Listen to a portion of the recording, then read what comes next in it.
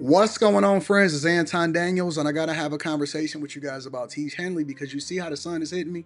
This is no finesse, no makeup, no filters, no none of that. This is 100% Tiege Hanley. I use it in the morning as soon as I get up, right after I pray and brush my teeth, jump in the shower, and I'm hitting the streets because you never get a second chance to make a first impression. So even though they're giving you 40% off your first order, 20% off for life, even though you may get a free gift, forget all that, right? Because we would do this even if it was full price because it's worth that much. I'm in the streets, I'm kicking it with people when I see Dusties everywhere.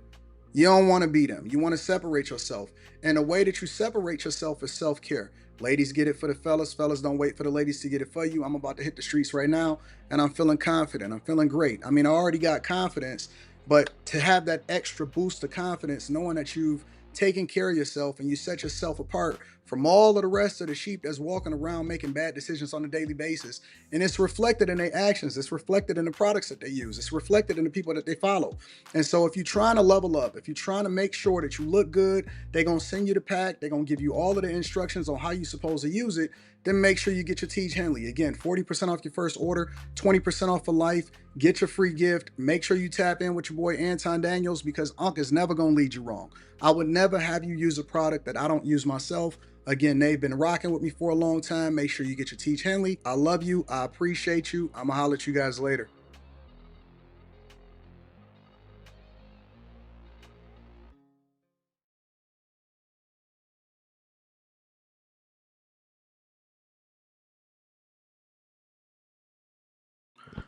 What's going on is Anton from AntonDaniels.com. I appreciate you guys for continuing to rock with me. Thank you for tuning in for another edition of the Millionaire Morning Show. I am your host, Anton Daniels, and I am excited to be here before you today. Give yourselves a round of applause on this Monday, January 6, 2025 year of our Lord. What up, what up, what up, what up, what up? Just a reminder, we're going to be slowly peeling back the time that we start, and we want to get it before 9:30 Eastern. Right now, it is 6:57 on the West Coast, because I'm out here in Vegas for CES in particular. And it is 9:58, just switched over. 9:58 over on the East Coast. So we're gonna be slowly peeling the time back just to get y'all used to it. I don't want to hit y'all with the shock and all. I prefer to give you guys a gradual transition so that you're not feeling the pain and it's just normal. All right. So what up to all of my friends and family in the building? I feel like I ain't seen y'all in a while. Daily Discourses, I hope you and your family doing good. I'm doing phenomenal, bro. I'm doing phenomenal. Shout out to everybody that I've ran into out here. Shout out to everybody in the cut. We in the building. I love y'all. I appreciate y'all. It has been a wild 2025 so far, hasn't it? I mean, we've had the Cybertruck explosion. You had what was going on over in New Orleans. You had people getting buzzed down. I think it's the year of the woman. I got you, JG. We gonna cover it. I got that in the tuck. We gonna cover a lot of things today. So for those of y'all that's just getting in, the expectation for the show today is that we're gonna focus a lot on the lawsuit that was filed against Fox Sports, Skip Bayless, and none other than Joy Taylor. We love Joy and Joy Taylor. We gonna focus on that. We gonna dedicate ourselves to that. I gotta go over the U.S. Steel deal that was blocked by Biden. I'm gonna deep dive into that a little bit. I also want to talk about Justin Trudeau, the Canadian Prime Minister, expected to step down this week, maybe even as early as today. And I want to go over the American economy. We got to get to the money, so we got a full show for y'all today. If you guys have not locked in, if this is your first time here, make sure you hit a like for the algorithm. That's your reasonable expectation. That's your price of admission. Also, on top of that, I like to read super chats and cash apps. I don't ask for it. I do not ask for it, but I definitely like to appreciate and acknowledge everybody that contributes into the show. So thank you guys. Shout out to all of the people that lease properties from me. I appreciate your rent payments on time. You guys are the MVPs. And last but not least, we got the Q show tonight. All right. So the Q show tonight, we're gonna continue the conversation I guarantee you it's going to be wild. I guarantee you it's going to be wild on the Q show tonight. And I can't wait to get back to Detroit. So my studio is ready. I got to get it cleaned up. I want to get things taken care of. We got to test the lights, new microphones, everything is popping over there. And so it's popping. What's up to the chat before we get started? What up, Desiree? What up, y'all? Zay, Low Key. I see my girl Molly. Molly is going to be a regular member of what we got going on. No spot checks. Now we got Molly. We going to talk about that later. Shout out to my girl Molly, the newest member of the team. I love to get my Michiganders in here so that we can have a conversation.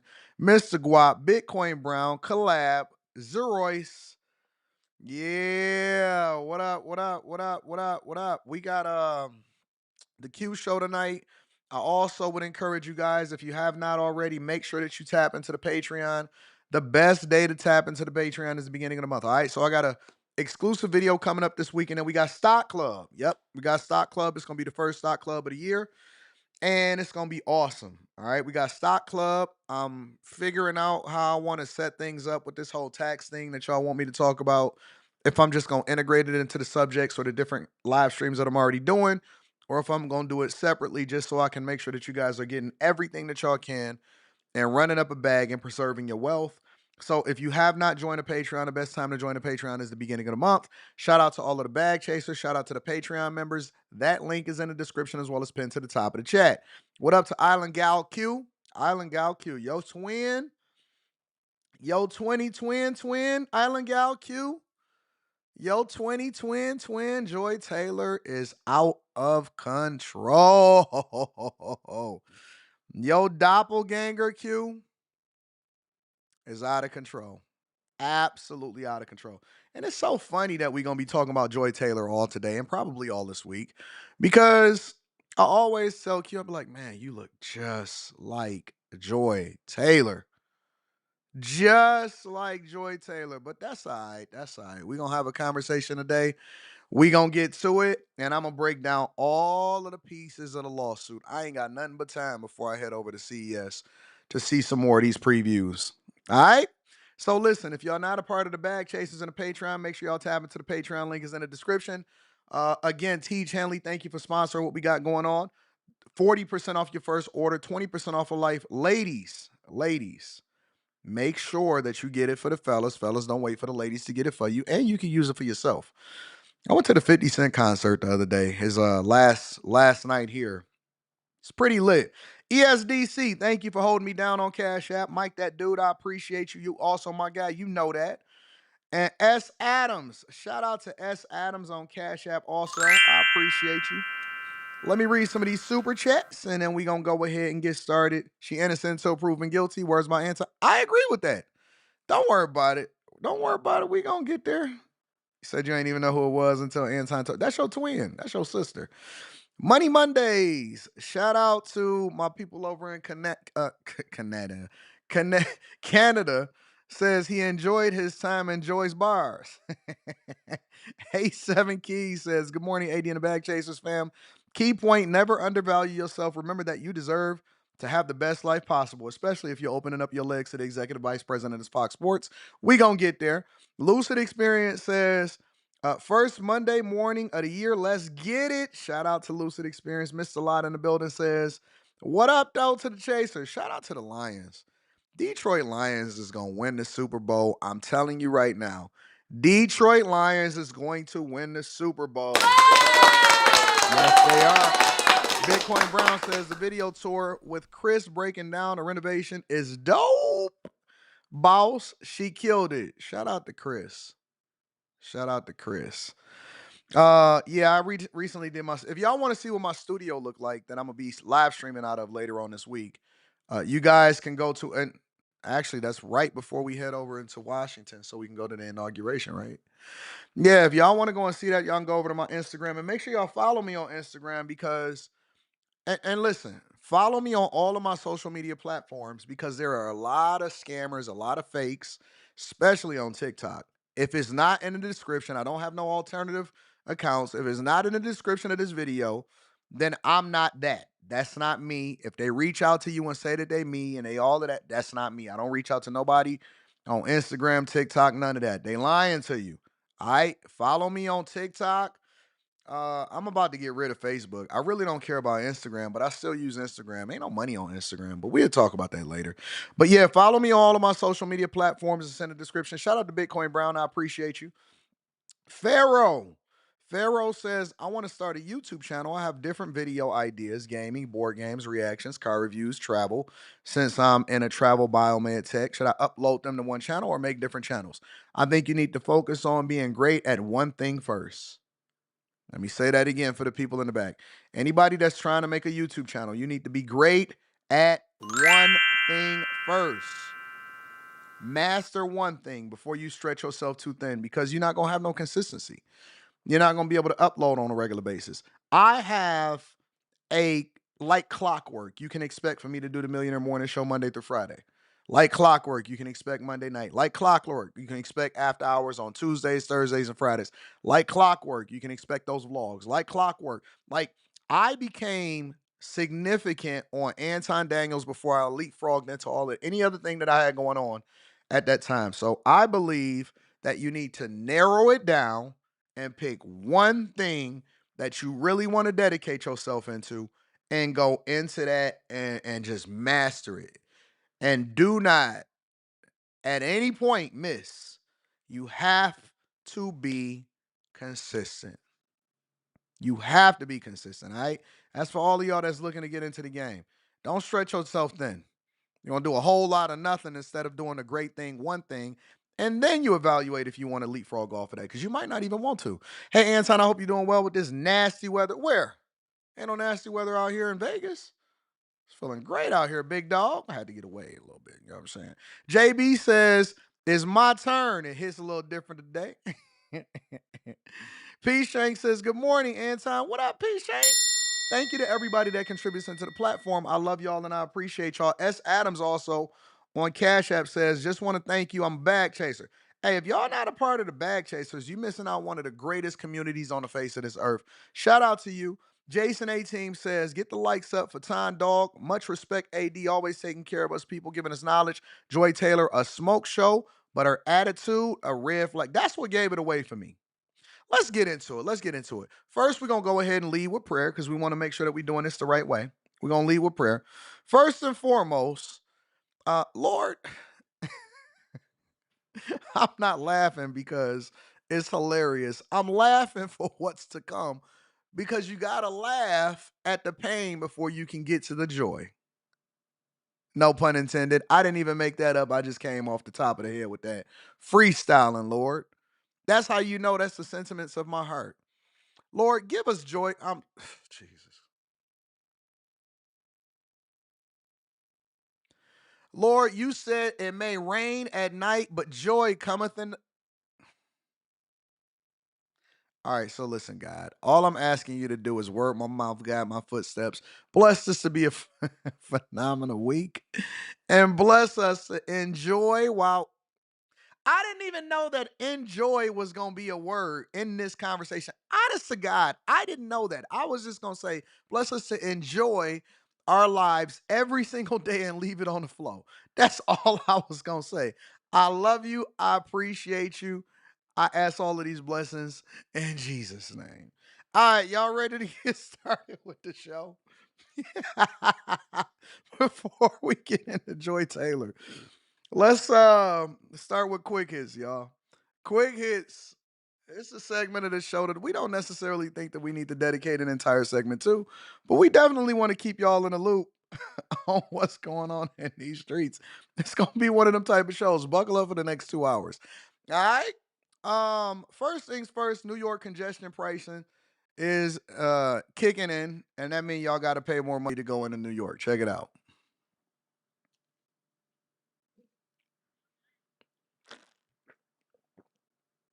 It's a little slow, ain't it? First, for a major city in the U.S., starting this morning, drivers are going to have to pay extra if they go into the busiest part of Manhattan. ABC's Phil Lipoff has more on this. Good morning, Phil. A lot of people talking about this. Just what drivers want to hear, Gio. Good morning to you. New York City's Transportation Authority says congestion pricing is not only crucial for breaking through all that gridlock in the city, but for future investments in the city's all-important transit system. Still, some see it as an additional fee, a tax, even unfair. This morning, New York City has the green light. We've been talking about this in New York for close to 50 years. Now it's time to get started with this historic I'll be reading Super Chat Starting shortly, today, y'all. the nation's largest city will be the first to charge drivers $9 to enter the busiest part of Manhattan, or as the Metropolitan Transportation Authority calls it, the congestion relief zone, which includes local streets and avenues south of and including 60th Street. Toll rates will vary by type of vehicle and time of day. In an already expensive city with inflation still affecting the price of almost everything, the plan is generating mixed reaction on the street and online.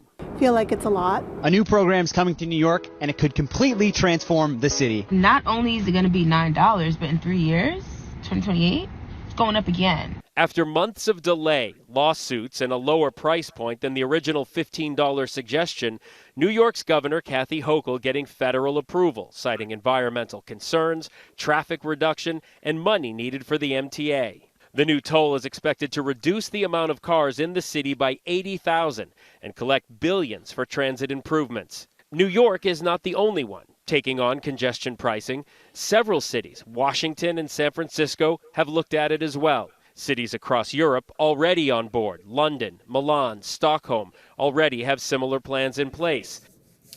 Former New Yorker and President-elect Trump, whose Trump Tower penthouse is in the congestion pricing zone, has already said he strongly disagrees with Governor Hochul's decision, calling it, we'll quote this for you, the most regressive tax known to womankind. Hey, Trump sure know how to market stuff, right? It's just another tax. And they're going to frame it like, hey, guys, we want to lessen the traffic and we want to increase the quality of our air by preventing people from coming into New York City with congestion pricing. And then also we need to make sure that we shore up funds so we can make infrastructure improvements for the MTA. In reality, it's another tax. And so, I tell people all the time that your taxes and what they're taxing you is not just what comes out of your paycheck. Even though New York City and San Francisco and everywhere over in California, the bluest cities, think about that for a second. The ones that vote for Democrats and liberals and for higher taxes are the ones that suffering the most. Y'all keep thinking that they gonna tax rich folk. Rich folk don't care. We chilling. We not the ones that's gonna get caught up with these taxes. Y'all, middle class, solidly middle class people are the ones that suffer the most with these taxes. And if you look at the bluest cities, if you look at the Colorados, if you look at the New Yorks, California, Chicago's, property taxes, payroll taxes, paycheck taxes, taxes on your everyday services, bag taxes, congestion pricing, all of this stuff is designed to keep you poor. It's designed to keep you poor. And so it's a regressive tax. And then this is one of the reasons why they also keep trying to promote safety within the subway system, even though people are getting pushed onto the tracks. They're getting burned up, getting stabbed in the New York transit system.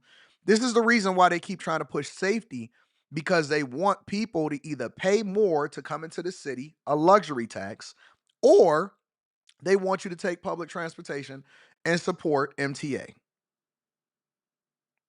It's just the truth. So New Yorkers, and in DC, if you live in any of these major cities, welcome. You're about to get your butt kicked. All right, more taxes for you, even though you keep thinking that they're gonna say they're gonna tax the rich. Anyways, in addition to that, the unions and the people that work in the city, such as the firefighters, are complaining because they say that even they have to pay to get into the city to do their jobs. Check it out. Meanwhile, New York's bravest are sounding the alarm on congestion pricing. That's right. Union leaders say that this could slow down the response time of first responders arriving to a fire. Let's get on to the newsroom where Meredith Gorman has more on what they are saying tonight. Hey, Meredith. Hey, Bianca and Richard. Firefighters are sounding the alarm on having to pay the congestion pricing toll while on duty. Firefighter unions came out on Sunday to request that their cars not be charged the congestion pricing tolls, something that they say they've been asking the state for, saying that at any given time, about 2,000 firefighters are working and most bring their cars into work. And these unions are worried about the negative impact that this congestion pricing will have on response times, costs, and public safety. All we were asking for was an exemption for our members bringing their vehicles into the zone. Those vehicles are regularly used to transport firefighters to and from their detail to another firehouse when there's a shortage in one spot and they need them somewhere else. We were denied at every turn. We have been putting ourselves out there for the City of New York and for the FDNY, and now a lot of our members have asked us, how do we get our money back for this unfair tax burden that's been placed on not only them, but every resident of New York City? Raiders said New York is still better than Detroit, not even by a long shot. Your quality of life is trash in New York. Y'all out there suffering. Listen, if you're not a millionaire and you live in New York, you trash. I hate to say it. You can pretend like you eclectic. You can pretend like you eccentric, like you like sleeping in the park, like you like rats and roaches crawling all up and down your building. You live in a part that's being gentrified. You being pushed out. Now you got to go and live in Jersey. You being taxed to death. That's the finesse that they got y'all in. Not even a little bit. Your quality, if you are not, and I'm not even just talking about a regular millionaire. Don't even talk to me about, hey, my net worth is $1 million, because that could be in your property and you still paying high property taxes. If you live in New York and you not at least 5 M's up, your quality of life is trash. You probably live in public housing. You probably getting subsidized. And y'all got migrants over there. Boy, your rats look like dogs. Listen, if you live in New York City and you ain't got 6 M's, 5 to 6 M's, you can forget it, bro. You get no love. The Latinas, the Afro Latinas, they act just like black women. White women, dusty. Everybody think that they a model. You just poor. You broke. You going to school over there in New York trying to get you a fashion degree, you can forget it, bro. I'm just telling you, you could sit there and make yourself feel good because y'all the home of a whole bunch of migrants, but New York is trash. Absolutely. And I visited it multiple times and I've had Patreon meetups, and all of y'all is dusty and all of y'all is broke and all of y'all got a whole bunch of debt. And if you ain't a finance bro, if you ain't on Wall Street, or if you not some Chinese billionaire that bought an apartment in order to money launder over in New York City, and I'm all of them big old buildings that ain't nobody else in. And that's why the United Healthcare CEO got clipped off. And then y'all got migrant gangs running around Central Park. Y'all trash. Y'all trash. And if you was smart, you would actually go and find a place that was more conducive for your lifestyle instead of letting them take all of y'all money. Y'all governor is trash. Y'all mayor is trash.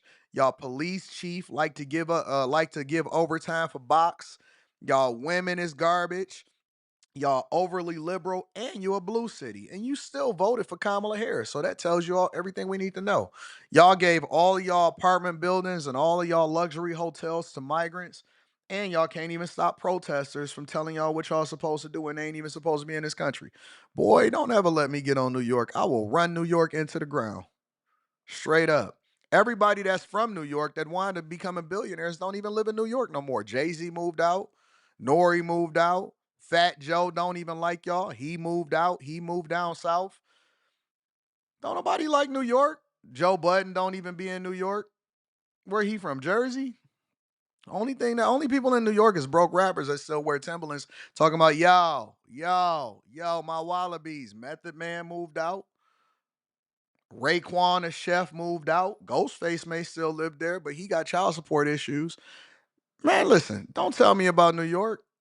Y'all supposed to be the mecca of the only people in New York is Puffy, and that's just because he had to go there to go to jail. Him and Luigi Marcioni, player number 2.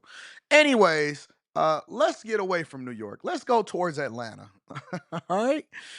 This was an unfortunate story because a MARTA bus driver that had just moved there in order to continue to provide for his family was shot and killed over a $2.50 bus ticket. Check it out. Hearing from the family of Leroy Ramos, a bus driver from MARTA who was killed at work on Friday night. Atlanta News First Bridget Spencer is live from the Decatur station where that happened, and friends and family gathered there for a vigil tonight. Bridget, I'm sure that was very emotional. It was, Chelsea, and this whole situation, it was just an absolute tragedy. The shooting happened on Friday night, right about where that bus is situated right there, and that's where there's a memorial set up for Leroy. His family and friends talked highly of him today and says he was a provider and a hard worker. My nephew just said, "Where's Daddy? All of these people out here, where's Daddy? You know, where's he at?" The family of 47-year-old Leroy Ramos is now left with a huge void in their hearts. He was a great husband. He was a great man. He just wanted to be a provider, come home. Police say someone shot Ramos over a $2.50 fare on the sidewalk at the Decatur station Friday night. Police are still searching for the gunman, but did arrest 2 others the same night. It was a senseless killing. There was no regard for human life. On Sunday, family, friends, and co-workers gathered where he was killed to reflect on his life. He was a great cook. He liked laughing. He loved his people. Definitely loved his wife. Great guy. Always funny. Ramos had just moved to Atlanta from New York and had begun working for MARTA. Look at that. Moved from New York. He left New York, tried to find a better place so he could provide for his family, and he went right into the heart of black culture. Right into the heart of black culture. Moved from New York, the place that I was just talking about. Ain't that ironic? A person with a Las Vegas Raiders logo said that he loves New York. Didn't have a Giants logo on his avatar. He had a Las Vegas Raiders logo. And this guy, for example, he was running away from the rat city of the capital of America. And he decided to move to Atlanta. Black culture, like Killer Mike like to say, the black Mecca. They say that it's Wakanda down there. I can't tell. And he was doing his job, taking care of his family, being a good man. He was working his job, and somebody got on the bus, and they shot him. So you didn't have $2.50 to pay for your bus fare, but you had a pistol on you, though, right? Got it. Got it. Ladies and gentlemen, this is your quick hits. All right. Let me read some of these super chats, and then we're going to go ahead and continue with the show. I got you. I see you. Yeah, don't worry. We're going to cover Ricky Smiley. I didn't forget about you, Ricky. Hey, did y'all hear about Ricky Smiley? We're going to cover him later on this week. We're going to cover him on the Anton Daniels channel. Nothing money related to that. That's just messy. Him having another baby mama and twins. Y'all hear about Ricky Smiley? I didn't forget about you. Hey, and you know what's so funny about that? You know what's so funny about the Ricky Smiley before we go into the Joy Taylor thing? Ricky Smiley had so much to say about Brian McKnight and his children. And he didn't even know what the situation was. Had no clue whatsoever. Ricky Smiley with his pookie behind. Oh, we throwing all shots today. Ricky Smiley with his pookie behind is out here having children. And don't worry, I know you tried to get ahead of it. You tried to release the story and do an interview and get ahead of it so it wouldn't come back to bite you. Yeah, all of these people is dusty. All of these people are dusty talking about, oh, I didn't know I had twins. And I'm back in their life as their father. Yeah, don't worry about it. We're going to get there. Ricky, I'm coming for you, big dog. Don't worry about it. Everybody will have their time in front of the congregation. But for now, we have to get to Joy. But before we get to Joy, let me go ahead and read some of these super chats. Anton, good morning. Amazing information. Thank you, Levite. I appreciate you. Rio says, always knew Joy was a 304, fine and single. True Hustler Worldwide Network says, brand new bag chaser. Shout out to the new bag chasers. Make sure y'all tap into the Patreon. Link is in the description. 2025 will be the one from Delaware. Brand is called the True Hustler Worldwide. Slogan is busy bag chasing. Send info so we can send you some merch. Anybody that needs to mail me anything, my address is in the description of the video. Shout out to you, True Hustler Worldwide Network. Chris Mayberry in the building says, joy to the world, all the boys and girls, joy to the fishes and the deep blue seas, joy to you and to me. Joy to you and to me. Here in DC will be next. Part of it are in VA now. Shout out to the Wealth Building Journey. Consistency, I appreciate you. Thank you, Nandrell. I appreciate you too. J-Dub says, I hate congestion pricing, but the transit system needs a steady income stream. The MTA also needs a top-to-bottom audit. Agreed. All of these places need to be audited. Ronnie says, Luigi player number 2 went over everybody's head. They don't know, but I see people still on my style out here in the streets. The night shift says, I was hoping you would cover this. I work with MARTA here in Atlanta. Oh, I'm all over everything. As long as y'all keep sending me information, I'm a source through it and figure out what it is that we need to talk about. A-Man01 says they threw stones trying to hide their hands, but we own it. Make sure y'all hit a like for the algorithm, subscribe to the channel, if you have not already, send this to your family and friends. We got a deep dive. All right, y'all. Let's get into the thick of things. Got a lot to cover. Got some lawsuits to go over. And I want to make sure that we all on the same page, okay? So, Joy Taylor. Who knew? Who could say?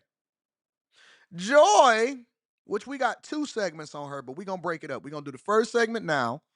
And then we're going to go to Skip Bayless, and then we're going to come back to Joy because we got to make sure that we mind this out. We like to be thorough over here on the Millionaire Morning Show, and we don't want anybody that's sitting here telling us how they worked hard and they dedicated themselves. Don't worry, we'll get to it. So I'll be reading Super Chats after this segment, all right? Joy Taylor, a lot of you may not know, is a woman that started a podcast called Too Personal. But before she did that, she was working with Skip Bayless and Shannon Sharp on Undisputed. She was the referee, so to speak. She wound up transitioning and participating with Colin Cowherd, another sports analyst. And a lot of ladies may not be so familiar with her sports takes, and that's because it's trash.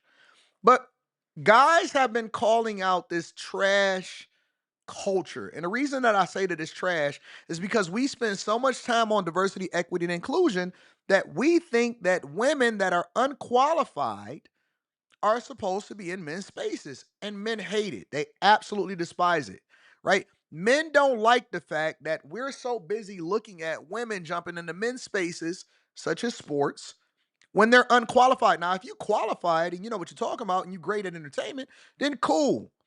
Make your bones and compete with the guys and be able to have that conversation. But ever since we started getting the Joy Taylors and Molly Kieram and you know them all. We're not going to name them all because this is not about them. We've always, as men, been questioning and saying, how did they end up in these spaces in the first place? What made her more qualified than this person, and what made this person more qualified than that person? Why is Joy Taylor, who, might I add, is a very nice-looking woman and is great on the eyes, what made her get that position instead of that booger wolf over there? I'm going to have the conversation a little bit differently because I know everybody is going to be the political analyst, and because I have a large platform and I have a lot of visibility that I'm supposed to be PC, but I'm no different than I was when we first started this channel when it had 10 subscribers. I talk the same. I monitor my words a little bit more because, you know, I know we got a bigger audience, and I know there's a lot of people watching this inside of the daycares and the churches and so on and so forth. So people have asked me, Anton, don't curse so much. I said, okay, I'm not going to curse so much. We'll say that for after hours. But why did she get the position over the booger wolf? The booger wolf could have possibly had a better take. Maybe not so easy on the eyes. May have had a face for radio, but why is the booger wolf that has a better take than the Joy Taylors not on the screen? And now we have our answer. Maybe. Because I always like to say, just like I do for the men, and I have to have this conversation, it's innocent until proven guilty. An allegation is just that. It's an allegation. A lawsuit is just that. It's a lawsuit. But it doesn't mean that we should not mine it out in a court of public opinion to try to determine where we got to this point in the first place, right? Well, let's try to figure it out, okay? So this is a lawsuit that was filed on the 3rd of January 2025. So literally 3 days ago, on Friday, when we were ending the Millionaire Morning Show, this lawsuit was being filed in the county of Los Angeles, Superior Court of the state of California. And it names Fox Sports Corporation or Fox Corporation, Fox Sports Holdings, Fox Sports 1, Fox Sports 2, Fox Sports Production, Charlie Dixon, who was an executive vice president over at Fox Sports. He was the one that was controlling and telling everybody what to do. It also named Skip Bayless. We'll get to him later. And I couldn't believe my eyes when I seen this name. I said, what? Who, what, when, where, why, and how? Joy Taylor? How did Joy Taylor become a defendant? I mean, when this thing hit my desk, I was thinking, oh, Skip Bayless is done. Never in a million years did I think that women would become the punching bags of 2025, but it's your year. It's your year. Last year, y'all went at Diddy. Jay, I want to see the same energy for Joy Taylor. But let's look at the allegations, and we're going to deep dive. So we're going to skip down a little bit because I've had an opportunity to be able to find the good parts. So it's a woman that was a hairstylist that came in, and I'll just give you the cliff notes really quickly. A woman that was a hairstylist, and she came in, and she basically was working on Fox Sports, and it was this big show that was coming, and it was named Undisputed, and Skip Bayless had the autonomy to be able to pick who he wanted to and run the show how he wanted to. There was another guy, and his name was Charlie Dixon. Charlie Dixon was an executive vice president over at Fox Sports, and he is one of the people that is being named, along with the Fox conglomerate and Skip Bayless and Charlie Dixon. And in this whole thing, defendant Joy Taylor, who was a media personality and television host for Fox, and she co-hosts Speak. So she was just the person that lobbed the questions over to Skip and Shannon when Shannon was over there before he left. And she was a co-host. She wound up parlaying her way through her hard work over on Speak on FS1, according to this. But let's deep dive. It said, at all relevant times, Ms. Taylor was an agent of Fox and had the authority to make decisions impacting Ms. Farahi, we're just going to say Miss F, because we see students over here, employment. Upon information and belief, Ms. Taylor is a resident of the state of California. Goes on to say, we're going to skip down a little bit. All right. So she was hired to work at Fox, all of that stuff, right? Cool. Awesome. Sounds good. Let's skip down. Where is it at? Her style and hair. All right. So this is the good part. This is where we started to get into it. Approximately March 2016, Miss F met Miss Taylor. Innocent enough, right? Two misses. Getting to the kisses. An aspiring sports personality that had recently moved from Miami to Los Angeles. So Joy was in Miami. That makes sense. She looked like a Miami girl. Sun-kissed. I'm with it.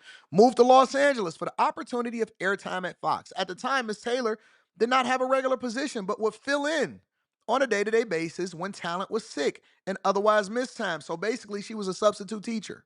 Okay? So this is what the lawsuit is saying. This is what the lawsuit is saying, that she was a substitute teacher. She would fill in when people were sick, trying to get her an opportunity, trying to figure it out. Okay? Miss Taylor told Miss F that she had recently wed, but her husband remained in Miami. First red flag, fellas. Okay, this is going to be a highlight. Never let your chick be out here in these streets, in these Los Angeles and Miami streets by themselves, saying that I trust her. You trust her what? As far as you can throw her? It said Miss Taylor was befriended by Miss F. Approximately May 2016, Miss Taylor asked Miss F to meet for a drink in Santa Monica. Okay, cool enough. I need to familiarize you with what's going on. You recently hired in. You a hairstylist. Let's get to it. She found Miss Taylor with an older man. What? An older man? Wait a minute. An older man. And Fox Sports Executive Vice President of Content, Mr. Dixon. As an Executive Vice President, Mr. Dixon is responsible for overseeing all content and productions on FS1. Miss F, however, she didn't know Mr. Dixon, so she just coming down with this guy, and we want to try to see who Mr. Dixon is, all right? Because we need visual references. It's no point in just having this conversation in a vacuum. We need to know who these people are, what these allegations are, so we can better understand what's going on. So let's say Charlie Dixon, Fox Sports VP.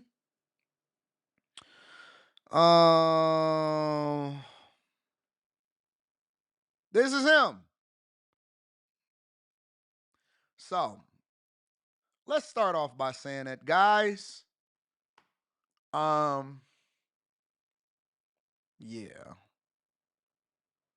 Money talks. Power, prestige, money. You don't even have to have straight teeth. You don't have to have straight teeth. The only thing that you got to have is the ability to...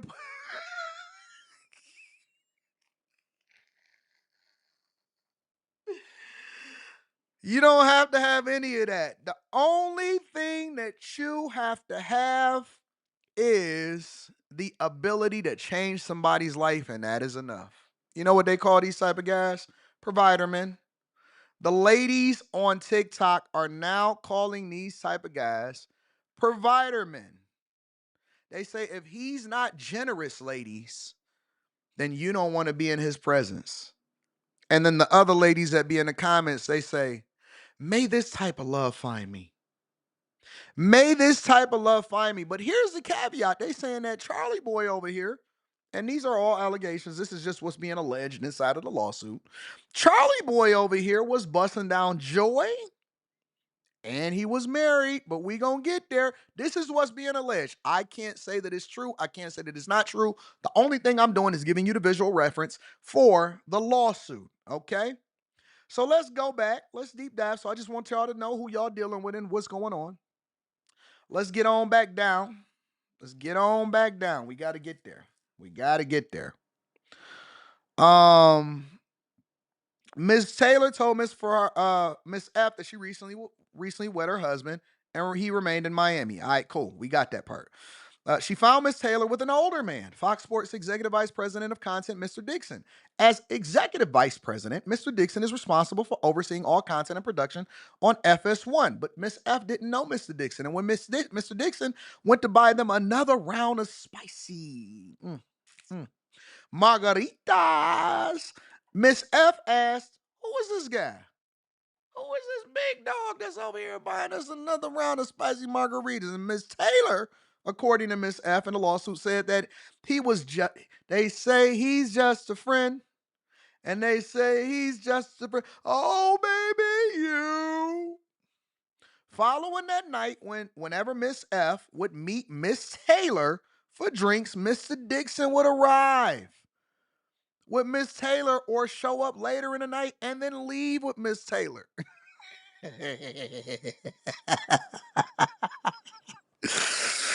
He would always buy rounds of drinks. He said, ladies around me, they don't spend no money and or food. And from their body language, Miss F suspected that the pair was sleeping with each other. Although this concerned Miss F, as she knew Miss Taylor was recently married. Joy Taylor was married. We just gonna call her Joy Taylor, not Miss Taylor. Miss F kept her opinions to herself. I don't see nothing. In approximately June, same year from May to June, 2016, while at work, Miss F noticed Mr. Dixon in an elevator. Surprised by the coincidence, Miss F found Joy Taylor and told her excitedly, this guy who always buys our drinks is in the elevator, girl. girl, this guy, just, executive vice president in the elevator. I don't know what to do. Miss Taylor quickly silenced Miss F, explaining who he was. Miss F became alarmed and warned Miss Taylor that such a relationship was unsafe. So Joy Taylor, according to this lawsuit, told Miss F that Mr. Dixon was her daddy, her sugar daddy, her boo thing. You know what?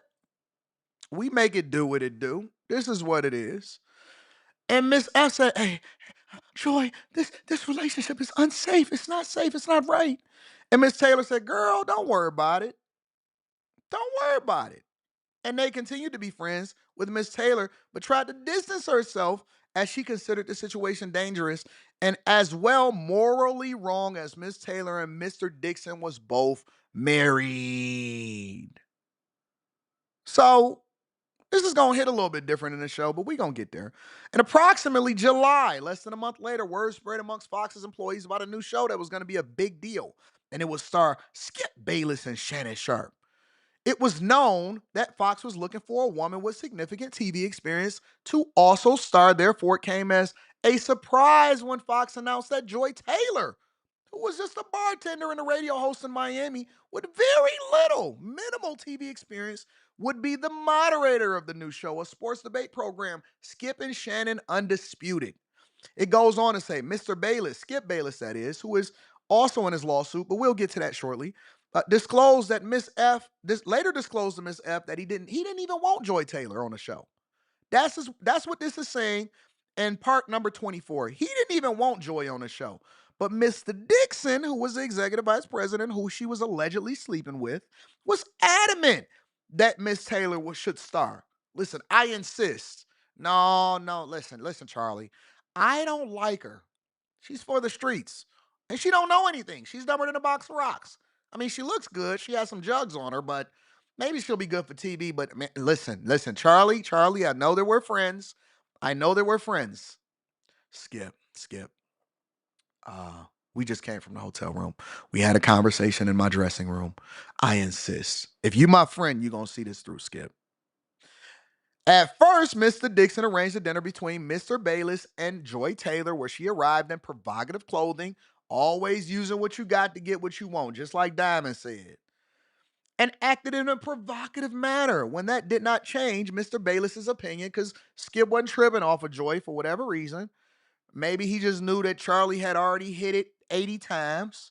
Mr. Dixon asked him to approve of her as a favor to him, and Mr. Bayless reluctantly agreed to do so as a favor to his friend. If this is not the biggest form of capitalism in the world, let alone in the United States of America, I don't know what is. I don't even know why women are advocating to be equal with men. We can't be equal to y'all because y'all using what y'all got to get what y'all want. According to this lawsuit, y'all using what y'all got to get what you want. Unreal. When you see these women just so happen to be waitresses and they worked at Hooters or they were filling in time slots, I always start looking at it with a side eye like, you went from waitress to front and center on the TV, huh? You went from waitress to Congress member, huh? You went from hanging out at parties to vice president of the United States of America, huh? And I'm supposed to believe that? That's the story you telling me? Is no. You didn't use what you got to get what you wanted, even though everybody in town said that they hit it. You didn't use what you got to get what you wanted. You just did it the right way. Your story just resonated with the American people, and you just went viral. Oh, God, yes. Meanwhile, men is over there slaving their butt off. Experts knowing what they got to do. Forget the men. You got a booger wolf over there that actually went and got $150,000 in student loan debt. It's a fact. You got a booger wolf over there that worked her tail off. Or you got a good hot 4.5, 5.3 on a scale of 1 to 10 that's over there working her butt off. She not ugly, but she just not as blessed as you And all you got to do is bust it down for a real one. Yet we then have these women out here saying that they want equal. Equal to what? Oh, I work my way up. Work your way up what? Up his leg? You worked your way up his leg? Don't worry about it. We're going to get there. This is going to be a little bit of a longer show, so buckle in. Stay with me here. Around August, so right after July, August, Miss F attended a dinner with Miss Taylor and her husband. So her husband just so happened to come up from Miami. Hey, guys, I'm here. What are you guys doing today? We going to dinner? Cool. Unsuspecting simp. And Mr. Dixon and his wife. So y'all just going to work together, huh? During the dinner, Miss Taylor's husband became suspicious. His antennas went up. That Miss Taylor and Mr. Dixon were having a sexual relationship. Soon after dinner, Miss Taylor's husband found evidence of the inappropriate relationship and divorced her immediately. That's why when we see these women, we're like, man, how come she ain't got no man? Man, how come she ain't married? How come she can talk all of this stuff? Well, she was, maybe, according to this, approximately in September. Right after that, they messy. They was having straight up freak offs over there at Fox, huh? Undisputed started. Miss Taylor requested that she do her hair. Okay. So she was doing her hair. All right. Let's go. Oh, and Mr. Dixon, he was trying to get her, Miss F too. Okay. All right. Anyways, because let's go into Miss Taylor had her birthday party at Pearl's Rooftop in West Hollywood. All right, we're going to get all of that. We're not going to go there right now. We want to go down a little bit further. All right? We want to go down a little bit further. We're going to come to Skip.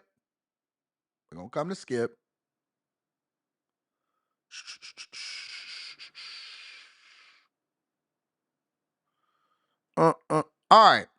Let's go down to this one. Miss Taylor, you again, and this is a 48-page document. Don't worry, I read everything, so I know where to go and where to find it. Miss Taylor again uses her sexuality to get on the show in approximately February 2020. So this is 4 years later. We don't know what happened in the gap between that.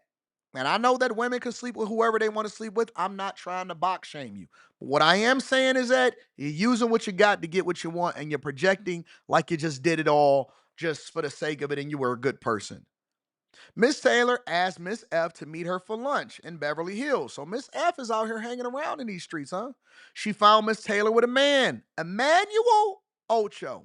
All right, well, let's go ahead and get another visual reference while we at it. I want you guys, because there's a lot of people that may not be familiar with sports. This is Emmanuel Ocho, former Philadelphia Eagle, and he was also on Fox Sports on a new show called Speak that was coming out. All right, this is him here. Emmanuel Ocho, the complete opposite of Charlie Dixon, but I guess everybody can get it. You got it, I got it. What difference do it make? Don't matter who you are. All you got to do is have a little bit of clout, because we got to make sure, according to the lawsuit, that Miss Taylor get what she wants. So she found Miss Taylor with a man, Emmanuel Ocho. Miss F did not know Ocho. I'm sorry, not Ocho, Ocho. I want to make sure that we separate that, because it ain't Ocho Cinco. It's Emmanuel Ocho. But could tell the two were romantically involved. So you up here loving on her, hugging on her. A few months after meeting Mr. Ocho at the lunch, Miss F noticed him in a hallway while at work. Miss F later asked Miss Taylor, Joy that is, if Mr. Ocho also worked at Fox. And Miss Taylor confirmed and explained that she wanted Mr. Ocho to eventually recommend her on the show Speak for Yourself. So this is wild. This is wild. And the reason why it is wild, ladies and gentlemen, is because I no longer ever want to hear that you guys are just working your butt off and you get into it and you're taking care of business. And people like Joy Taylor, if this lawsuit is true, is making y'all look horrible, making y'all look like vagabonds, making y'all look like y'all for the streets. But then y'all sit on here and tell us, you know what, I'm doing so good. I'm taking care of business. I'm on top of things. I'm really, really dedicating myself. To what? To what? Goes on to say, she wanted her to recommend her. Miss F became alarmed and warned Miss Taylor that she should probably not sleep with Mr. Dixon and Mr. Ocho at the same time, as Mr. Dixon is a very powerful man. This is Mr. Dixon, Mr. Acho. All right. Very powerful man that may become very angry. Miss Taylor told her, girl, don't worry about that. And this is her play. Check it out, y'all. This is her play. She explained that she is also now powerful. And once Mr. Dixon was no longer useful to her, she would follow through on her plan to tell the company that he forced himself on her, and she would not allow herself to be forced out by Mr. Dixon like other women talent. In approximately September of 2022, Miss Taylor started to work on Speak, and then she requested Miss F to do her hair. Let me read this sentence again. She explained that she was also now powerful, and once Mr. Dixon was no longer useful to her, she would follow through on her plan to tell the company that he forced herself on her. She would not allow herself to be forced out by Mr. Dixon like other women talent. Let's set that right there. Let's set that right there. This is not a conversation about whether or not you did like Diamond and used what you got to get what you want at this point. This is not that. This is the reason why I say that I don't by default, and I've been consistent on this, despite y'all evil comments, despite y'all coming at me, I tell y'all all the time that I stand on my square and I'm right about this. I stand on my square and I'm right about this. I stand on my square and I'm right about this. And y'all sit there and say, no, Anton, if a woman says it and she Me Too's and she just automatically make allegations, then this is the thing that you're supposed to believe. If this be true, how easy is it for a woman to make an accusation against a man premeditated to save herself and or leverage the visibility to create more opportunity for herself? The part that I got a problem with ain't even the fact that Joy Taylor is allegedly for the streets. I don't care. This has been going on since the beginning of time. We've always known that a pretty face and a similarly small waist will get you far. The problem in the culture is that y'all keep trying to pretend like women is not busting it down for a real one and then coming back and then using the same reasoning to get themselves ahead when it then becomes a shitstorm, and then go on and then accuse a man of something that he didn't do on a regular basis. Now, if this lawsuit had never came out, and let's say, for example, that Joy Taylor at some point had hypothetically went off and accused this guy, you know what y'all would have did? Y'all would have threw him under the bus. You would have said burn him at the stake. You would have said it's another white man using his privilege and his power to take advantage of another woman. Woe is me. And you know why it's embarrassing to women? Is that it actually messes it up for the women that actually have real things done to them against their will. And it then should have those guys really be held accountable. It messes it up for the people that have legitimate claims because we don't believe any of y'all now. We don't believe by default any of y'all now. It messes it up. And again, there should not be one disagreement inside of this chat from a woman or a simp. It should not be one disagreement in this chat with me. Don't say I'm misogynistic. Don't say I'm always on men's side. I'm not. I believe that if you had something done to you, you was raped, something bad happened to you, then the person should be held accountable to the fullest extent of the law, not just in a lawsuit. They should really be prosecuted. I don't stand for somebody doing anything to anybody against their will. But I think that it should be equally prosecuted. And the person that accuses somebody of doing something that they didn't do, they should get the sentence that the person would have gotten. Because it is evil, is disrespectful, and women are leveraging it and have been doing so since the beginning of time. They are using it as a power play against guys when they no longer serve a purpose in their life. And guys, I am telling you, let's move on to the next part of the show. Guys, I am telling you that you need to have a level of de-discipline. And it ain't even about de-discipline, honestly, because anybody can be accused of anything, even if you never got the box. Anybody can be accused of anything, even if you never got the box. It has become that dangerous out here. Ladies, if y'all are not holding Joy Taylor accountable, and I see over 6,000 people in here right now, and we're going to continue to run it up. If y'all are not holding Joy Taylor and the women like them accountable, expect to be disrespected and never believed if people then even have a legitimate claim, because we don't know which side you stand on. If you just willing to just roll with them just because she a woman and she not actually doing the worst to you, she's the worst for you, and that this culture has become so toxic to where men have now become the punching bags and a laughing stock, and women are not to be respected at all because you guys just support anything and anybody. If this be true, I don't know what to tell y'all. We can't protect y'all. I cannot be a part of something where somebody goes to jail or lose their job or their ability to take care of their family because of a false accusation. I can't be a part of that. I can't be a part of that. I don't tell people how to live their life. I make a suggestion based off of what I think is best for you. But I don't, and I've been consistent on this. I do not believe in removing your humanity, and I don't believe in removing your ability to take care of your family. I've been consistent on that. So you may disagree with me on a lot of things, but you cannot say that I have not been consistent. And me respecting your humanity, you may live your life however you want to. I don't believe in censorship. I don't believe in removing your humanity, and I don't believe in removing your ability to take care of your family. Any one of those things is broken in the culture and society. We all broken because now everything is out of whack. Let me read some of these super chats. We got a show to do.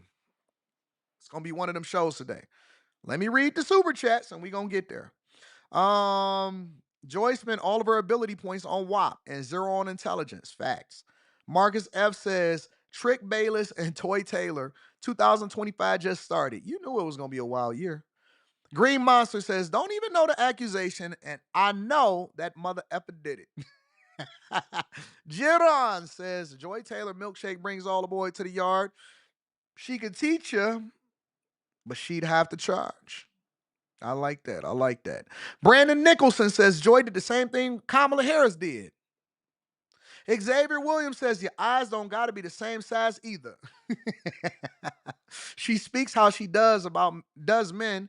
She used to simps. High Tolerance says, good morning, AD and the Bag Chasers. These Dallas streets had me rolling like Pookies on a donut yesterday, but the dealership getting them right. God is great. Blessing to see me, to see Lap 47 today running up. Happy birthday to High Tolerance. Make sure y'all tap into the Patreon. Link is in the description. We got an exclusive video and we got Stock Club coming up. So if you want to run up the bag and you want to get to the money and you also trying to tap in with a group of people that's going in the direction that you're going in, tap into the Patreon. Link is in the description as well as pinned to the top of the chat. Jay Ben says, throwing buns to Room 9 Johnny Bravo with the Terminator eye is nasty work. Man, they're busted down for anybody. Out there getting drool on her back, getting cracked to crooked smile. Man, it's crazy. What up with women named Joy crashing out on TV? I don't know. Let her ooh be a ooh. Tariq Walker says, what up though? I appreciate you. Chip Burner says, Joy targeted the weak men. She weaponized the cat. Abe the Hunter says, they say prostitution is one of the oldest professions. Boxstitution, I like that. I'm going to use that. Is one of the oldest too. When a woman uses the box to get in a higher position, boxostitution or boxstitute, I'm a word maker. Yeah, I'm using that, Abe. I'm still in that. No skills required. Not at all. When is the Booger Wolf? Yeah, I'm going to drop that. Don't worry about it. I'm going to drop that Booger Wolf merch. Wesley Turner says Biden signed an executive order to ban offshore drilling on all federal land and water ahead of Trump taking office.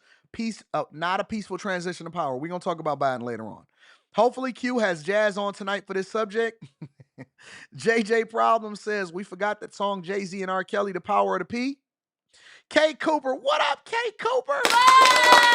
Happy Monday. Anton just dropped my son off at the airport. He's stationed in Italy. Please keep my son in your... Bless her son, Lord. Keep him safe.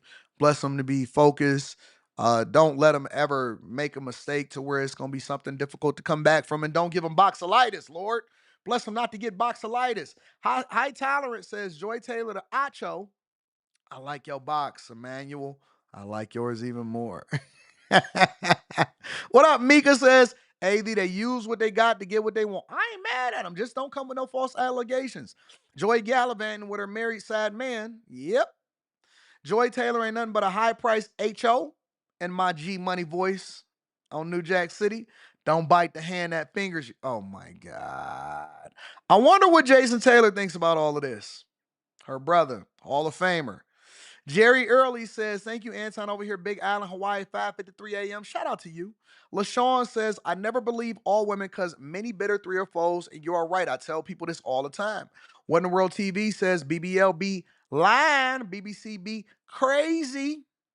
Pug Dad says, guaranteed Mrs. F has audio or video recording of some of these meetings she had with Joy Taylor. Probably will come out later in court when Thought Taylor says these accusations are false. Son says, Anton, what happened to Election Day live stream, the video where you talk about confronting old Dems at breakfast? What do you mean what happened to it? It's still up. I ain't take it down. It's still up. Might not be long before Taylor Rooks is brought to the front. No, Taylor Rooks got the hell away from Joy Taylor. She got the heck away. If you notice, she's not even on that Too Personal anymore. Anyways, make sure y'all hit a like for the algorithm, subscribe to the channel, and turn on your notifications. Before we get to Skip Bayless, all right, we're going to come back to the lawsuit. This hit a little bit different, don't it? Let me show you. A year ago, a little over a year ago, Joy Taylor jumped on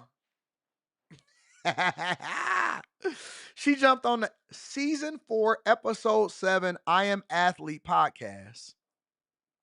And she was talking about her hard journey, how tough it is for women to break through the barriers and work harder than some of her counterparts and the men to get where she is today. Yeah, I went and found it. I did. I went and found it. I thought it would be entertaining to go over. So before we get to Skip, let's deep dive a little bit, right? Let's fast forward it. Welcome to the show, Joy Taylor. And why you didn't say my teammate? Oh, and also Shady. People do. Shady. How is Shady? I don't know. I don't really have a problem with working with people. I just try to meet people where they are. And when you're dealing with big personalities, Skip, Shannon, Colin, and I've worked with lots of other big personalities as well, I don't want to go to work frustrated or annoyed with the people that I'm around. So I just meet people where they are. This is who you are, cool. I'm gonna be how I am. As long as we're professional, what's the problem? Professional, huh? We'll get there. Doing a daily show is a lot. So it's a lot. It is. So I can't imagine coming in irritated to be around someone. It's like coming home and being mad. Like I'm good. So meeting people where they are and presenting as yourself every day and just treating people with respect, respecting what they do makes it much easier to me, especially dealing with big personalities. Second part, Shady. My baby. Be honest too. Listen, be honest. This is what we do in this podcast. We keep it honest. Let me move forward a little bit. I want to move forward a little bit on another question. Give me a second. Hosted with Colin, but she's talking about her journey, y'all. Where you're at today, how you got there. Did you have to fight to get to this position? Feel good about where you at? Is there more meat on the bone? Well, that was my seat for a long time. I was a host, a moderator, hosted with Colin, but obviously it was Colin's show. And now my seat is the same as everyone else on the shows. Yep. And that was always my goal, to get to a point where I wasn't teeing up other people for their opinion, which is a great role to do and a powerful role to be in and an important role, but that's not what I wanted to do. So when I got in the business 15 years ago, a long time ago, this wasn't a thing. It wasn't there was YouTube, but it wasn't what it is now. Twitter wasn't what it is now. You didn't have Instagram lives. You didn't have all these platforms. It's different, don't it? And ways to really express yourself and be a personality and give your opinion. It was really just the opinion shows on the biggest networks and radio. And I always loved radio because it was the original format to talk, which I wanted to do. I really never wanted to be a reporter. I never wanted to be a hardcore journalist because I hold them in a special place. Like, I think if you're a journalist, you have a really specific role in society, even as a sports journalist, because you're supposed to be unbiased. Like, you're just supposed to give us the information, tell us the news, you're not putting your spin on it. Now that's changed a lot, but there are still some of them out there, and I have a lot of respect for that position in our space. So I never really wanted to be that. I'm spoiled. I like sitting in the studio. I'm not into all this weather stuff, so like the sidelines, it's exciting and you're a part of history, but that's never what I wanted to do. So for me, I knew that the way to get into that side of the business at that time was to do radio, because that was the long format platform, and that's how I started. So I started interning in radio. I was a part-time producer in radio, and then moved up as an executive producer, and then eventually got an opportunity to host a radio show in Miami. So that was how I started in the business, and that's why I got in on that side. Hit a little different, don't it? It hit a little different, don't it? When she's now telling her journey, now that we're hearing this alleged lawsuit, which we don't know whether it's 100% accurate or not, we don't know if it's true or not, but now it's like, wait a minute, you should have just said, and I was messing with this guy and I was married and his name was Charlie Dixon, and somehow I just ended up over in Los Angeles from Miami, and then Skip didn't want me on the show, but Charlie, because I was busting it down for a real one, insisted. Now I had an opportunity to just so happen to get on the biggest sports show of all time. Ain't that crazy? Somehow, some way, Joy Taylor ended up on one of the biggest, most historical sports shows of all time, with Skip Bayless and Shannon Sharpe on Fox 1 Undisputed, two titans and heavyweights, and she just so happened to work her way up. I started off on radio. Shut up. Shut up. Shut up. Shut that nonsense up. Let's move forward a little bit, y'all. I want to go over to this 12 point mark. I think visibility is one thing. You have to see things to believe they're possible. So we know Oh, don't worry about it. She's going with the I am women, I am black woman trope now. They're asking her about breaking barriers. Okay? Let me rewind it a little bit. They're asking her about breaking barriers and being one of the women that is at the forefront of the movement to transition and break into the men's spaces and be able to give your opinion. How did you do it? Where did your inspiration come from? How did you find yourself in a space where men traditionally dominated, and ratings-wise, we dominated too, but you now have broken barriers? Who was your inspiration, and how did you do it? And how did you leapfrog off of them to then open up the doors for the future women that came after you? I mean, I think visibility is one thing. You have to see things to believe they're possible. See it's possible. Yeah. So we know representation and how important that is for everyone. For me, Jamel was the first one. Jamel Hill. The first woman at all to really be there, giving an opinion, having a show, and the first black woman. She really made me believe it was possible. Right? Jamel Hill, yes. Yeah. She made me believe it was possible because everyone else on television that was just talking about sports, giving their opinion, was a man. And so for her to have that space and have her show and it be as big as it was really important for me. And then there was just a gap for a long time. And it's not just for women wanting to get into that space and be in that space, because there's plenty of women who want to give their opinion about sports. And I keep saying opinion because it's different. It's a different job. It is. It's a different job than doing play-by-play. It's different than doing sidelines. It's different than being a moderator. You get asked a question, you answer the question just the same as everybody else at the table. It's a different job. I think it's hard for executives to see women in that space. Hard for executives to see women in that space. Give me a second. Let me remind y'all.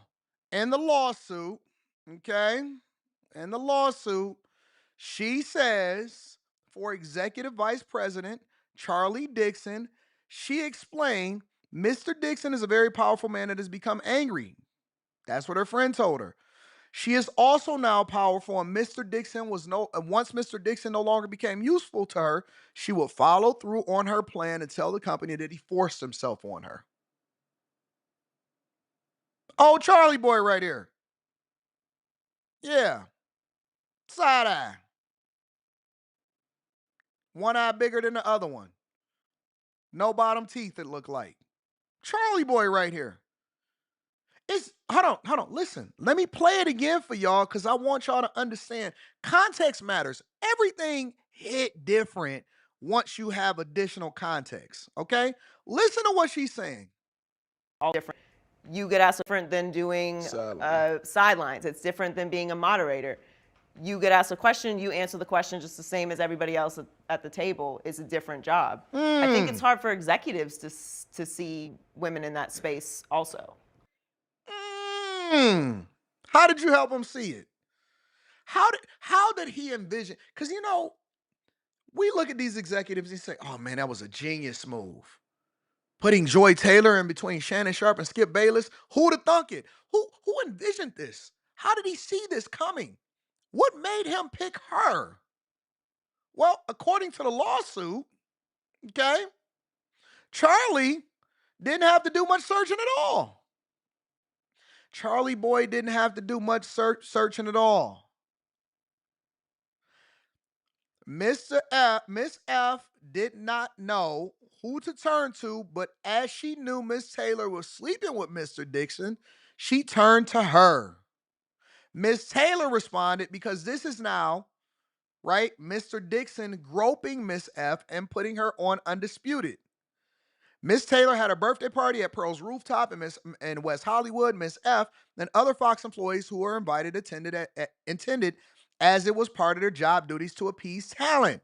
And a birthday party is an important event. As usual, Mr. Dixon was heavily drinking, buying drinks for everyone on a Fox credit card and blustering that everything was purchased on Fox's dime.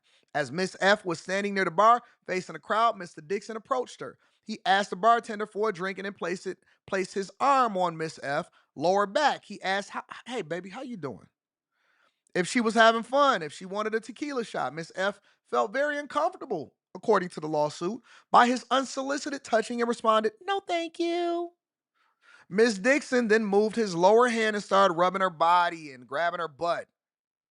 Miss F was mortified, but quickly thought to fake an incoming phone call to escape from the situation. She then turned to Miss Taylor because she knew Miss Taylor was sleeping with Mr. Dixon, and she turned to her. Surprisingly, Miss Taylor responded, girl, get over it, and explained that she herself only had her job because Mr. Dixon, and that Miss F only had her job because Miss Taylor requested her. She warned that Mr. Dixon could take both of it away.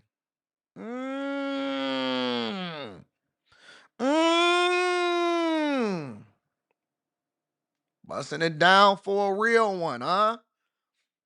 And you tried to coerce, according to your coworker's lawsuit, tried to coerce her into busting it down for, girl, get over it. He could have both of us if he wanted it. Girl, get over it. He could have both of us if he wanted it. I hear you, Joy. I hear you, Joy. Every woman's worst nightmare. And this is what she was saying about executives. I think it's hard for executives to see women in that space also. So that's why I feel a lot of responsibility, honestly, to not f it up, because there's just not a lot of opportunities in that space. Well, let me ask you this, because I had an opportunity also Ain't it crazy? Be on FS1 and sit with you at times. Ain't it crazy? Ain't it a blessing? Ain't it a blessing? We made it out after all that. Joy Road, but the money longer 6 Mile. Ain't it a blessing? Listen, must be nice. Must be nice for an executive to just be able to visualize you in a space and see it through. Wow. It's crazy. Crazy. And you breaking barriers. And apparently some of your barriers is getting broken too. Anyways, neither here nor there. Let's they say what the F is a real one? Charlie Dixon. We're going to read the super chats. Let's move over to Skip Bayless after that. Christina Holloman says, good morning. What's up, Christina, with your wholesome name? Says, Joy Taylor's rise sparks a deeper issue. Women, even when doing the work, will always be questioned as to whether they earned it, and they should be questioned. They should be questioned. Question everything now, Christina. I need to know. And maybe they did earn it. Who knows? Ramel says, I wonder if Fox got an open box discount. Maybe. Can't believe I'm saying this, but I hope Fatty on the panel tonight too. I just like seeing him humble Ava and Jamisha.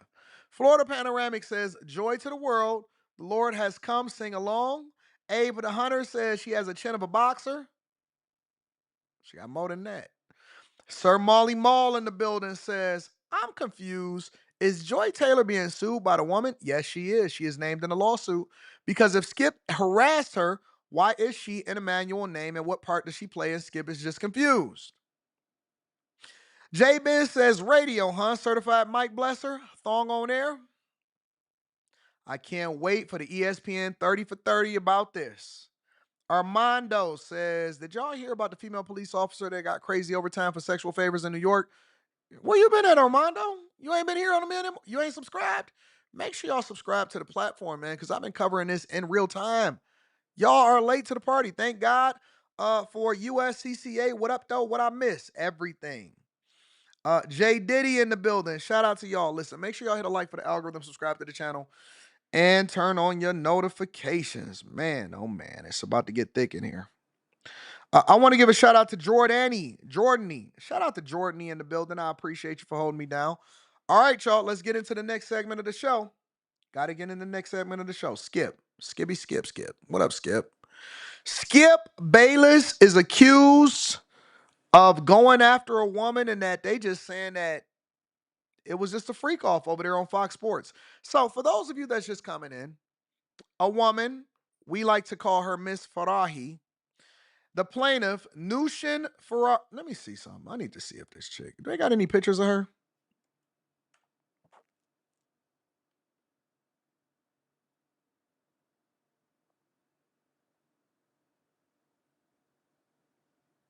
Is that her right here?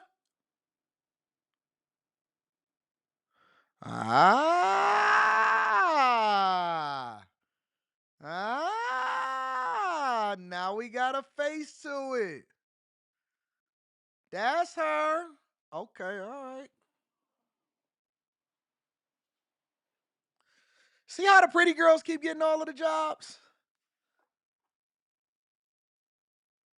You see how the pretty girls keep getting all of the jobs? No. That's her right there. The hairstylist. Yeah, that's her. That is the person that is accusing Skip. Right there. That's her.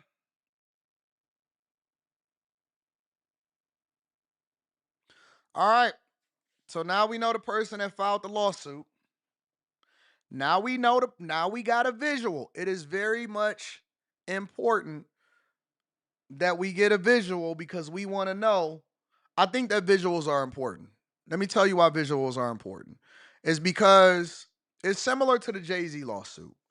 When that lady jumped on there and said that she was suing Jay-Z, and then I seen that video of her on the Spectrum, and they had that paint all over them walls, I said, no way.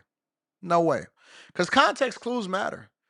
We use it to profile serial killers. Why can't we use it to profile to whether or not a person actually did some of the things egregious? If a woman get up there and she looked crazy, I mean, she looked absolutely insane, I'm going to take a pause. I'm going to say, wait a minute. I don't know if this is accurate. I don't know if this is a real thing. Is this real? No. I seen his roster. You don't fit the profile. But she looked decent. Absolutely. I know, big dog. I'm going to get to that. That is a part of the show. Don't worry about it. We're going to come to that. The segment after next. I see y'all. Justin Trudeau. We're going to get there. All right. So this is what the lawsuit says. Let's go back. So, again, for those of y'all that's just coming here, that lady, Miss F, we're just going to call her Miss F, filed a lawsuit in California, County of Los Angeles, against Fox Corporation, Fox Sports Holdings. She also filed against Fox Sports 1, Fox Sports 2, Fox Sports Productions, Charlie Dixon, who is this guy right here, and that's who the one that was supposedly busting them all down. She also filed a lawsuit against Skip Bayless and Joy Taylor. Okay? All right? Just making sure that y'all understand what's going on and why we need to have this conversation. All right. So let's deep dive into it. Let's go into the Skip Bayless part. She details how Charlie Dixon is the executive vice president of content. All right. So he was the one that determined whatever happened. He also gave unprecedented power to Skip Bayless, who had at the time in 2016 signed a 4-year, $32 million contract with Fox. All right. So he was getting the bag because he just came over from ESPN and they were competing against ESPN and they was absolutely doing a phenomenal job as a result of it. Okay. So they were saying that she was hired to work at Fox. He was a hairstylist and all of that stuff.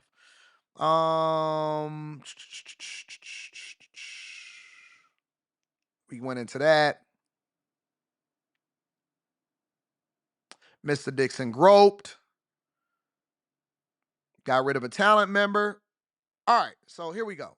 Mr. Bayless begins to give Miss F lingering hugs and kisses on the cheek while putting his body against hers and pressing against her breastises. That's what it says. After reporting by the talk show host fell on deaf ears, Mr. Bayless began requesting that Miss F give him a haircut once a week in the makeup room. All starts with a haircut, huh?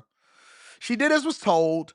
Initially, during the haircuts, Mr. Bayless would discuss his life, his work at Fox, and other matters. However, soon after the weekly haircut started, Mr. Bayless began finding excuses to touch her.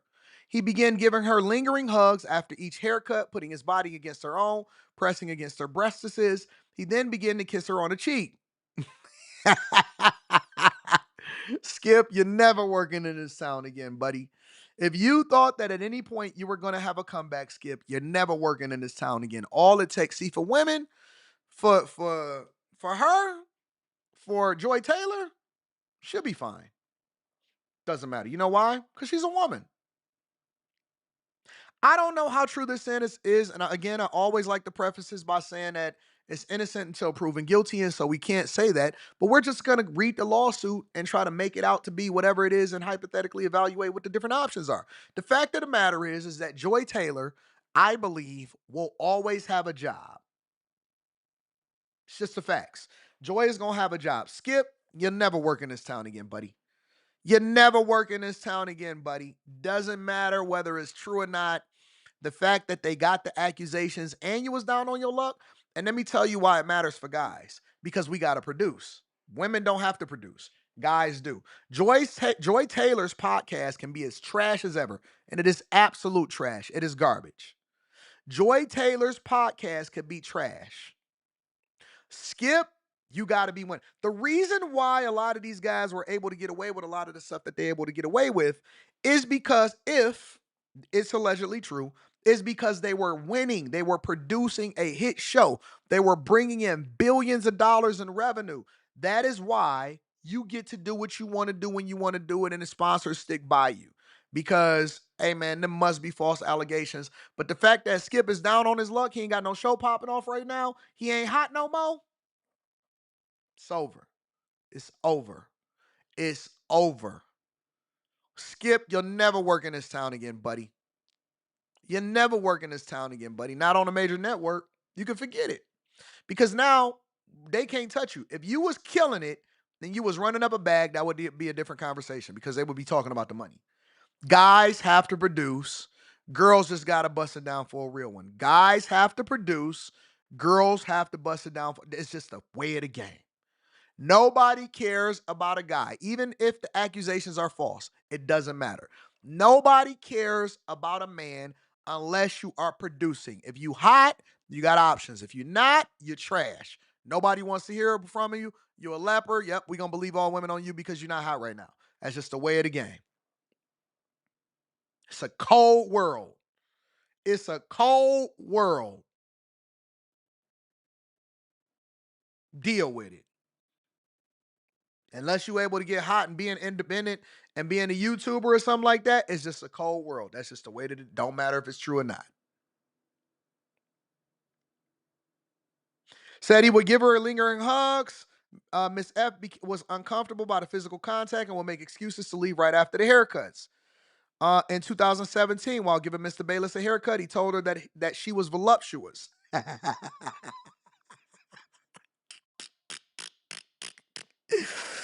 Oh, as English is her second language, she was not as familiar with the word, but she asked what it meant. Mr. Bayless seemed amused and told her to figure it out. Later, a coworker she asked the coworker what the word meant and was mortified. Mr. Bayless then started to be more aggressive in directing his advances. She continuously declined, stating that she did not date at work as she was a single mom and needed the job. Ooh, that's it right there. That's the end. That's the end. You struggling, you broke, and you a single mom? Yeah, that's the end right there. That's the end. You are food. Hey, you want to continue to work in this town? You want to be successful? You want to level up? You a single mom?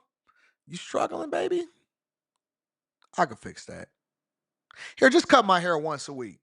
Girl, you voluptuous today. That's crazy. What does that mean, Mr. Bayless? Figure it out. Figure it out. This is what she's alleging.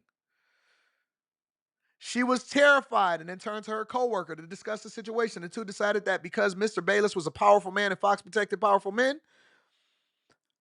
it would only be to her detriment to report the issue. The two decided that Miss F needed to be kind towards Mr. Bayless or risk her job. As a single mother, y'all keep on leaning on that single mother thing, who relied on her job to support her son, she felt that she had no choice. Approximately November, she hurt her back at work, couldn't move for nearly 40 days, and received workers' compensation. When she returned from her leave, she was not provided her full-time schedule and learned from a coworker that Miss P, pushing P, had promised her shifts to someone else. Miss F called her union for help. The union informed her that Miss P's action would be illegal under law. Miss F then called Human Resources, who confirmed that she was entitled to her pre-leave schedule. Miss P called Miss F into her office. When Miss F arrived, an individual from Human Resources was present, and Miss P was falsely explaining that Miss F did not want her full-time schedule. Miss F grew upset, explained that she did want her full-time schedule, and explained further that Miss P had been treating her poorly for years. She had multiple meetings with Human Resources where she explained that Miss P yelled at her, made fun of her, and bullied her, and could fire her at any time. She remained on Undisputed and was also asked to join the herd. So that was Colin Cowherd's. For the record, Colin Cowherd in this was described as a person that remained 100% professional, even though he was also getting his hair done.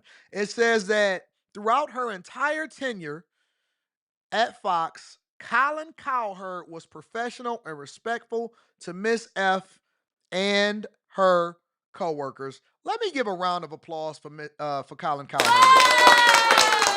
Colin Cowherd said, listen, man, I'm just like Anton from AntonDaniels.com. I'm not fumbling the bag. I don't care nothing about what y'all got going on over here. It's a lot of money being made. We don't sleep with the help. Colin Cowherd was listed as a person that remained professional the entirety of the time that she dealt with him. This is what she's saying in this lawsuit. And that's why Colin Cowherd is the king. He the king right now. He can't be touched. Colin Cowherd was like, nah, I don't have boxolitis. No, I'm not really trying to sleep with the help. No, I'm not about to mess up my millions. I got a good thing going over here. Smart man. Smart man. Stay away from him. Stay away from him. Don't put yourself in a position to have to fumble the bag. Boxolitis is a thing. All right, so let me go down a little bit further. I want to get to one more part. And then we're going to move over with the show. They say she was targeted because of her ethnicity, blah, blah, blah, blah, blah. All right, so here this is. She said, over the years, Mr. Bayless continued to make advances on Miss F. Lingering hugs, kisses on the cheek, inappropriate comments, and that he could change her life. It's F acquiesce. Ain't nothing like telling a chick, man, I could change your life. I could change your life. For the record, let me say this, fellas. Never, under any circumstance, lead with your money. Never under any circumstance be willing to pay for the box. Never under any circumstance, if rejected. I don't care if you're single, married, whatever it is. If you get rejected by any means, that you continue the advances, because you're not going to convince her to start to like you just because you get more aggressive. Let me say this for the people in the back. You're not going to convince her to like you just because you continue and you get more aggressive with your advances. If she then acquiesces, she'll be bitter about it because she knows that you got boxolitis and then you did whatever it is that you needed to do in order to get that box. And then afterwards, she's going to be acting like Jada Pinkett once she gave over to Nate and she got that check. She's going to be in the shower washing her skin all hurt, feeling like she got taken advantage of. And then it's going to create bitterness, resentment, and she's going to go in, she's going to try to do something like this against you. I'm trying to tell you, and I'm not saying that this is true because I believe it's innocent until proven guilty. I'm just telling you, the minute that you keep on pressing her, I don't care if you got money, I don't care if you don't have money. If she don't like you, she don't like you. And if she decides to give it up to you, she's going to be bitter as a result of it. It does not mean that you did anything wrong, but just expect for some kind of visibility to come your way when she feels some type of way about it because she was washing her skin all hard and she didn't like the fact that she was giving it up to a real one and she was in a bind, Nate. Being in a bind will create bitterness once she loses her jobs. I'm telling you, it doesn't matter how much money you have. If they don't like you, you already got enough problems as it is. If they don't like you, they're coming for your job. Be careful. Be careful. Know how to read the room. If she not throwing you a play, ain't nothing else to say. If she ain't throwing you a play, it ain't nothing else to say. She will give hints. She will let you know she want it. She will call you. She will reach out to you. You don't have to be aggressive. Let her go. Let her be. And if you go up to talk to her and she say, I'm straight, then don't ever talk to her again. Forget her. She don't exist. She not nothing to ever have a conversation about. I don't want to talk to you. I don't want to kick it with you. Don't tell her your business. Don't make her your friend. Don't hang out with her. Don't do nothing. Don't pass go. Don't collect $200, especially if you are a person that is significant and running up a bag.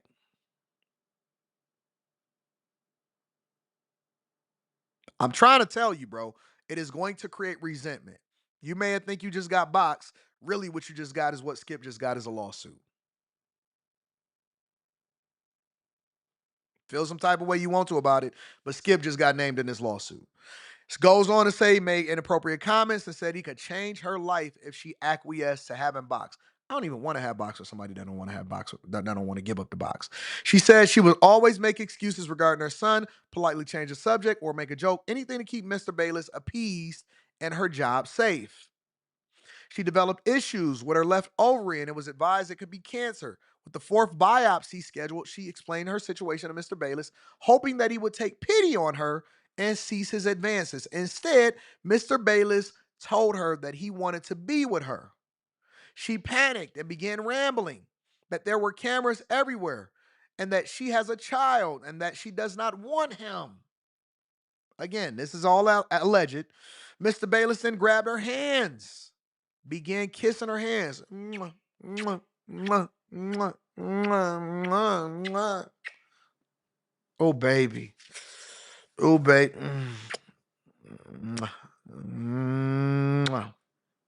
And offered her $1.5 million to have box. You are reading that correctly in this 48-page lawsuit. He offered her 1.5 M's to give up the box. And herein lies my dilemma, ladies and gentlemen. Approximately 1 week later, because after she made an excuse to leave, I have a hard time believing that. He made another advance and said, Skip, stop, you have a wife. He responded, are you Muslim? Doesn't your dad have 3 to 4 wives? She responded that her father was passed away, and when Mr. Bayless looked taken back, she made an excuse to leave. Goes on to say he made a threat because, sleep with him or whatever. But let's get back to this $1.5 million for box. All right. I don't think that there's a piece of box in the world that would be worth $1.5 million. I don't think that there's a piece of box in the world that's worth $1.5 million. Listen.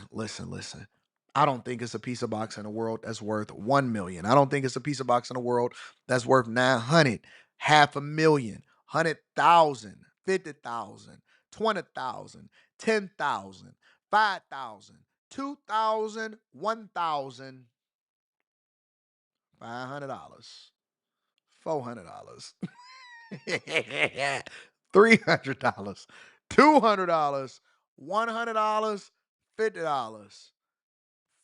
For the 9, for the 8, for the 7, for the 6, for the 5, for the 4, for the 3, for the 2, for the 1. I heard that the price of the boxes actually went down with inflation. So it's actually like $39.95, and you can't get a dime out of me. You can't get a dime. Nope. $1.5 million? You crazy. You crazy. You out of your mind. Why? They're going to do it for free. Listen, if she like you, she gonna do it for the clout. If she like you, she gonna do it for free. If she like you, she gonna do it for the memory. If she like you, she's going to do it for free, willingly. It should not cost you a dime. Outside of whatever the minor convenience is that you're gonna do whatever it is that you got going on with your life anyway. I'm trying to tell you, it is crazy that this is even a thing, that we are having this conversation about $1.5 million for box. Insane. Insane. It's hard for me to just believe that people are willing to pay this. It's hard for people to believe that people are willing to pay such a thing if this is true.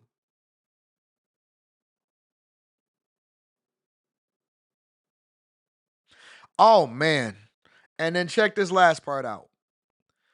She came to work on April 13th, 2022. That's my birthday. Good God almighty. Let me give myself a round of applause.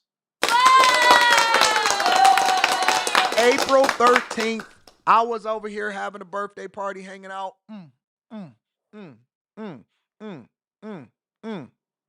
Chilling with my people, chilling with my friends, getting it in, trying to run up a Benz. I got the So I'm over here on April 13th, chilling with y'all, having a good time, chilling with my friends, getting some cake and ice cream, playing with my daughter, jumping up and down, running up through the park.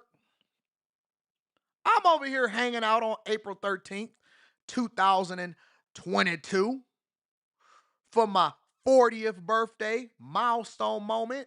Yep. It was my 40th birthday. And you know what they was doing according to this lawsuit? They was getting uncomfortable. It was getting uncomfortable. He texted her, "I'm good today." That meant he would not be coming in for makeup. He texted Miss F on April 13th and said, "I'm not comfortable coming down there. Just do what you need to do. It's okay." She asked him what's wrong. He replied, "Same stuff, worse." Miss F, concerned about her own job, walked to Mr. Bayless's fitting room to see if everything is okay. Mr. Bayless answered the door. Before Miss F could speak, he began to angrily accuse Miss F of effing Shannon Sharpe. She then tried to explain that she never had any feelings toward Shannon Sharpe and never had slept with him or any of the talent member or employees at Fox. But before she could speak, Mr. Bayless demanded that she come to his car after the show. Miss F responded that she could not sit in his car and it was inappropriate. He grew irate and left. He texted her, "If you're distracted tomorrow, I'll wait till Monday, but I can't keep doing this." And she was confused. She said that she was far more confused. "Do you want the haircut or just move on?" Miss F responded that she doesn't want to move on from her job and that she will continue to do his hair. She then called him back 10 minutes later. On the call, Mr. Bayless again angrily accused of Miss F of effing Shannon Sharpe. and that he could tell from her body language that she was effing him. And he yelled at her for refusing to go to his car. Mr. Bayless then angrily stated that he heard her talk to Mr. Sharp about vagina. She said that this was untrue and was embarrassed and angry.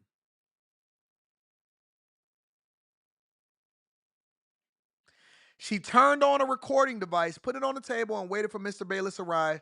In the meantime, 2 of her co-workers were privy to Mr. Bayless's actions and went into other talent members' rooms adjacent to the makeup room to listen into the conversation. He then arrived in the makeup room for Mrs. F to cut his hair in accordance with his regular schedule. Mr. Bayless knew that the makeup room was always recorded and clearly states the room is bugged. During the conversation, he stated that he would hate for her to lose her job, but she can't be doing a big thing with his arch rival. She responded by saying that Mr. Sharp, she was just being polite to Mr. Sharp as part of her job. He said, boy-ish, I'm calling boy-ish on you. He warned he didn't want her to lose her job over this, and she responded she wasn't going to lose her job because she is a great hairdresser. He said, I have love for you. I have for 6 years, and you hurt me, and you are ruining this.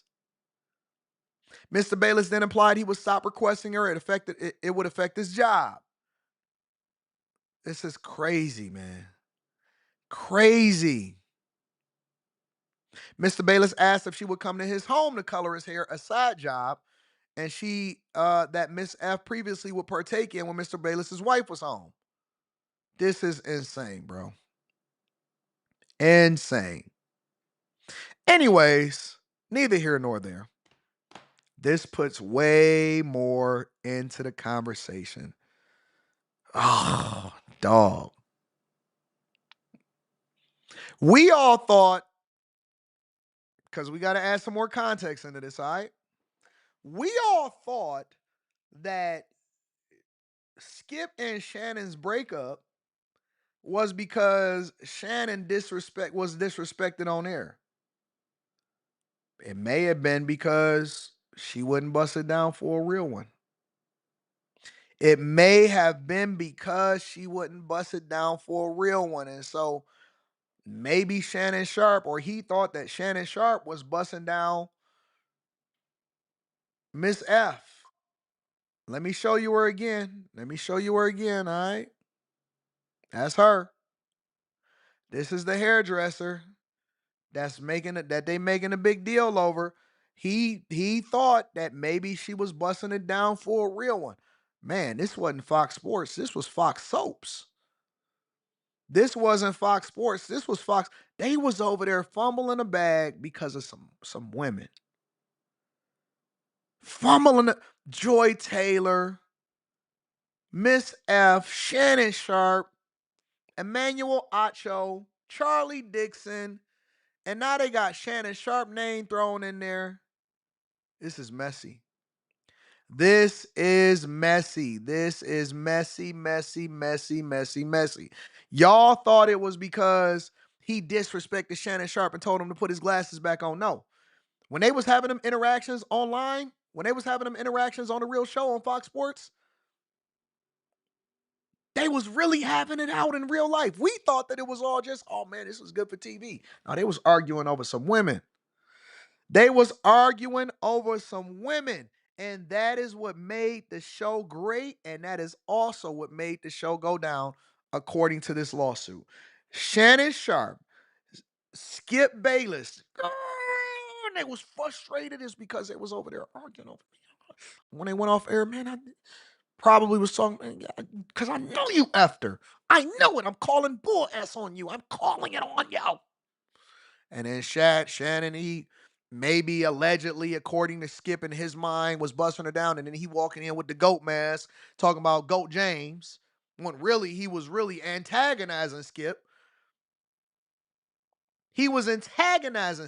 Charlie Dixon is upstairs inviting Joy Taylor to come into the dressing room, allegedly, before the show. Skip is over here sexually frustrated. He think that Shannon Sharp is busting down Miss F. Emmanuel Ocho is waiting in the wings for his turn because he know that Joy got to come down from Charlie Dixon's office. Joy is having a conversation, and Charlie Dixon is going for Miss F at the same time that Skip Bayless is trying to bust her down. And she over here saying that she, reducing his advances. She going home to her son. Her baby daddy ain't doing what he's supposed to do. She trying to do her hairdresser, and she may have had cancer. Boy, if this ain't the biggest soap opera I ain't never seen in my entire life, I ain't never heard no thing like this ever. If this ain't the biggest, craziest story, Fox Sports was a Fox freak off. Fox Sports was the Fox freak off. This is why you cannot have a bunch of women messing up what guys got going on because they was on air angry. Them shows hit different, don't it? Don't it? Shannon was relaxed, and then sometimes Shannon would come in there all tense. Skip. Now you don't know what you're talking about. And Skip, put your glasses back on. Skip. Now you know Skip, I ain't going for that. Put your glasses back on now. Joy Taylor upstairs. Charlie, yeah. Emmanuel Ocho is in the background. Come on, Joy, you done yet? Allegedly. I'm painting a picture for y'all so y'all can better understand how Fox Sports became a toxic workplace and why it all imploded. How Fox Sports became a toxic workplace according to this lawsuit, and it all imploded. And that, ladies and gentlemen, is the truth. Did y'all hit a like for the algorithm, subscribe to the channel, and turn on your notifications yet? This is undisputedly, no point intended, this is without question the greatest morning show on earth. Nobody is better than us. Nobody. 0 people on the internet or legacy media is better than what you get to see and experience here on the Millionaire Morning Show. Y'all, at the very least, need to hit a like for the algorithm. If you have not subscribed, if you've been here more than once, make sure you turn on your notifications and subscribe to the channel. We're going to continue this discussion on the Anton Daniels channel later on tonight. Good God. Shannon and Skip. The words undisputed hit different, don't it? It's a little bit different now, ain't it?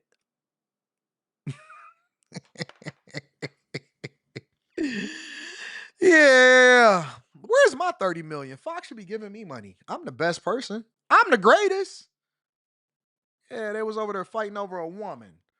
Y'all thought they was fighting over a haircut. They was fighting over women, boy. Whew. You right, Anton. He saw it coming. Shout out to Joseph. My bad, Island Q. It was Ava, but they look alike. Skip allegedly says she got that $1 million. Ooh. New boss says, 80, this happens a lot. Everyone plays their part. She wasn't a part of it, then got fired. Now she bitter. Joy said, shut up and dribble. David Simpson said, it's an evil world we live in, but I'm going to keep living. Future. JJ Problem says, it also shows the power of the money. This lawsuit sounds like a scandalous soap opera. It is, Jerry. It's crazy. Stephen Hightower says, I believe this lawsuit is somewhat truthful. Fox is well known for having sexual misconduct going on. Roger Ailes, Bill O'Reilly, etc. $40, Anton, is crackhead box. Facts. Facts. Now we know who was on Shannon's audio. That's a good one. That is a good one. Shout out to you. Show me, say Janet Jackson still got the record 200 milli. I don't think you picked up on when she was about to say sleep, then says see. April 2022 was around the date that Skip and Shannon started arguing. It is. on my birthday. High Tolerance says Quantisha leveraged their box for $200K, but needs to be subjected to a buyback program. Skip holding a 1.5 ML and didn't even get a sniff. 1.5 M for the help. I need to put Skip on game. For real, Mr. Maximus. Ronnie says Jason Whitlock is live now, and his segment is titled Bone, Joy, and Harmony. Shout out to Jason Whitlock. Yoshi says more proof Shannon was delivered. Slimmy says Shannon Sharp got great timing, don't he? Busted down for a real one, but don't let her mess up the show, Skipper. This is the craziest show scandal ever. 2025 started off with a bang, bang. Abe the Hunter says Skip got upset because he wanted to skip the line for the box.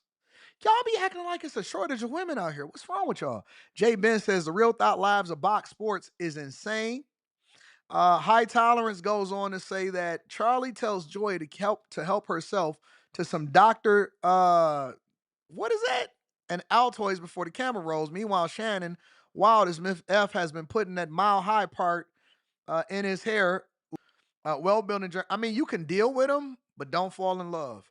Fox in the Box, better than As the World Turns, Days of Our Lives, Guiding Light, General Hospital, and The Bold and the Beautiful. It's crazy. My dog Brock says, Pass the Love offering. One thing my pops taught me before he passed away was don't poop, insert cuss word where you eat. Shout out to Pop. We haven't learned the lesson as men. Martin Muhammad says, great job laying it out first. I have multiple notifications coming in left and right. Everybody jumping on the water on this topic. Randy Valentine Madison says, Yarn, A Tale of Two Kittens, children's books, animated read out loud is now on YouTube. A Tale of Two Kittens. Thank you, Anton. Eric Williams says, to be honest, Anton, I can't wait for After Hours tomorrow. Y'all definitely need to talk about this, especially with your boy Quentin, since he loves Joy Taylor. Yeah, we're going to talk about it. We talking about this all week. The queen on the chessboard could move anywhere on the board. The king could only move one at a time. It is the game of life. Fox Sports is a new casting couch. Facts. Good morning, Anton. So they over there fighting over that foxhole, huh? Make sure y'all hit a like for the algorithm. Subscribe to the channel and turn on your notifications. All right, we 2 hours into the show, y'all. We probably gonna go ahead and hit 3 hours today. Because we got some more things to cover. All right, we got to get to the money. Let me do something because I heard Justin Trudeau retired. Give me a second, or resign. Give me a second. Let me see.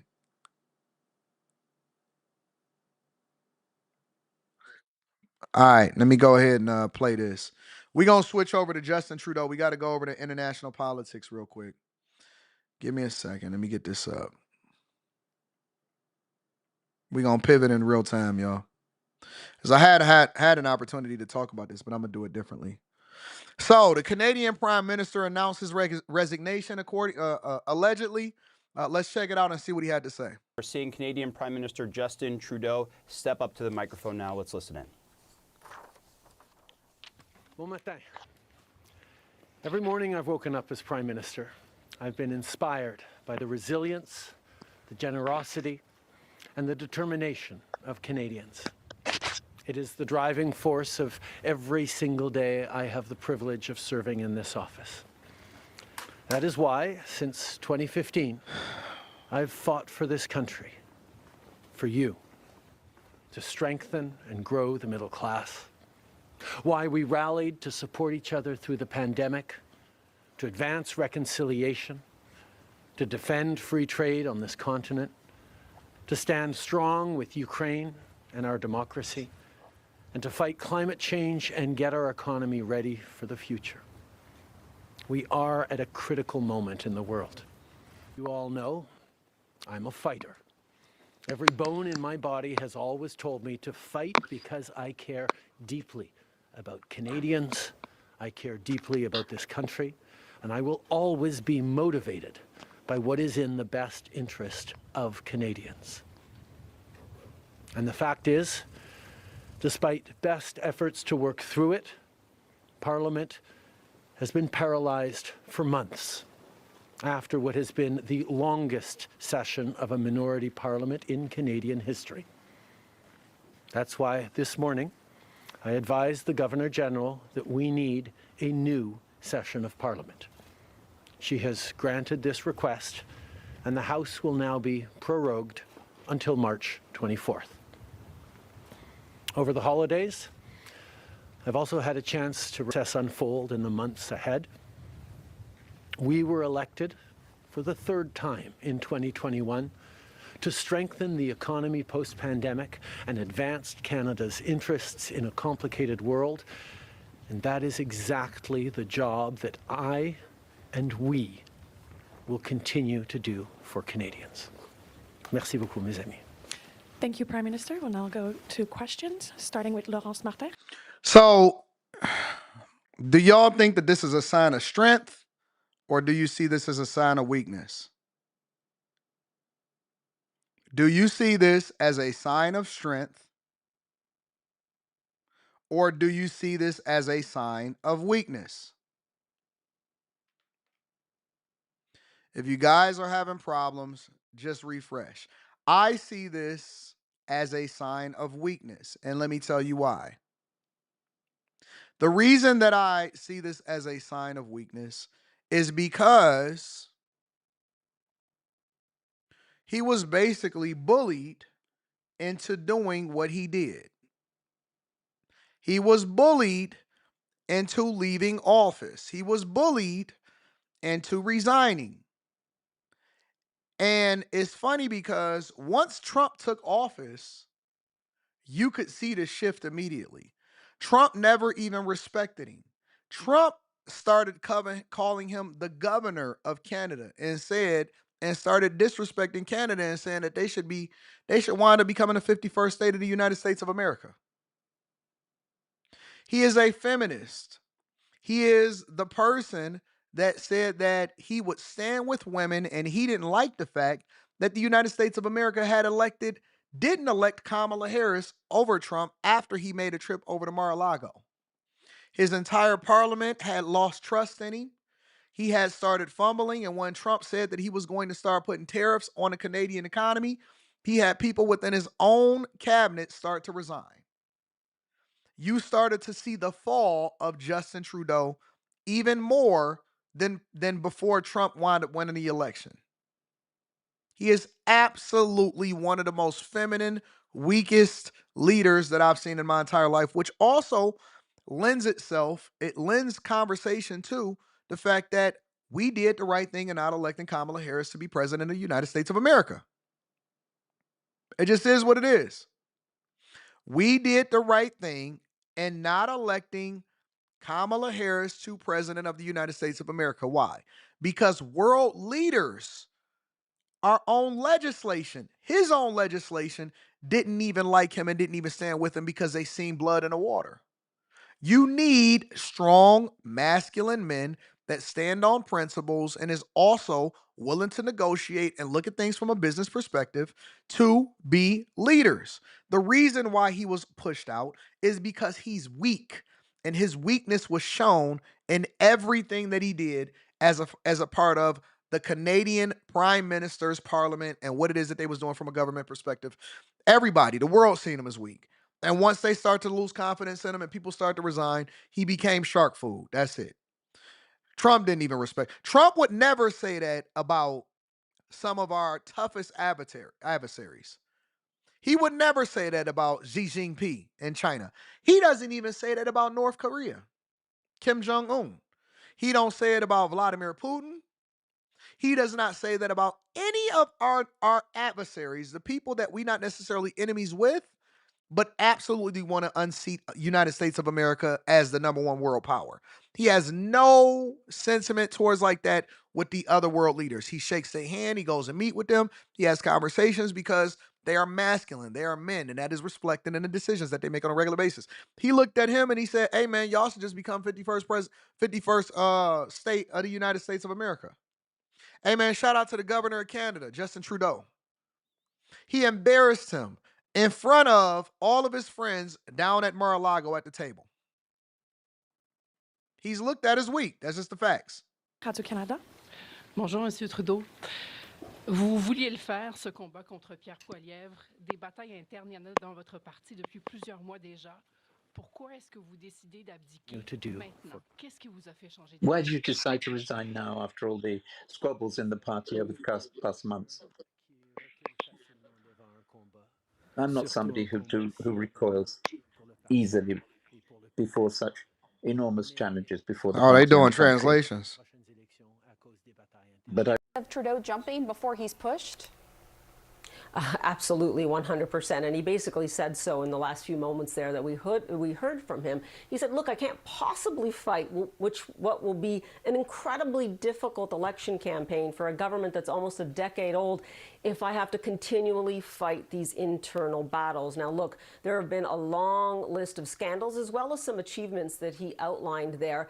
But again, so many members of his own government coming to him and saying, we don't believe that you can beat conservative leader. That's the same way that they pushed out Biden, ain't it? Conservative Party leader Pierre Poilievre in the next election, an election that has to be held by the end of the year. And Pam, as I've been saying all morning, stop me when this sounds familiar.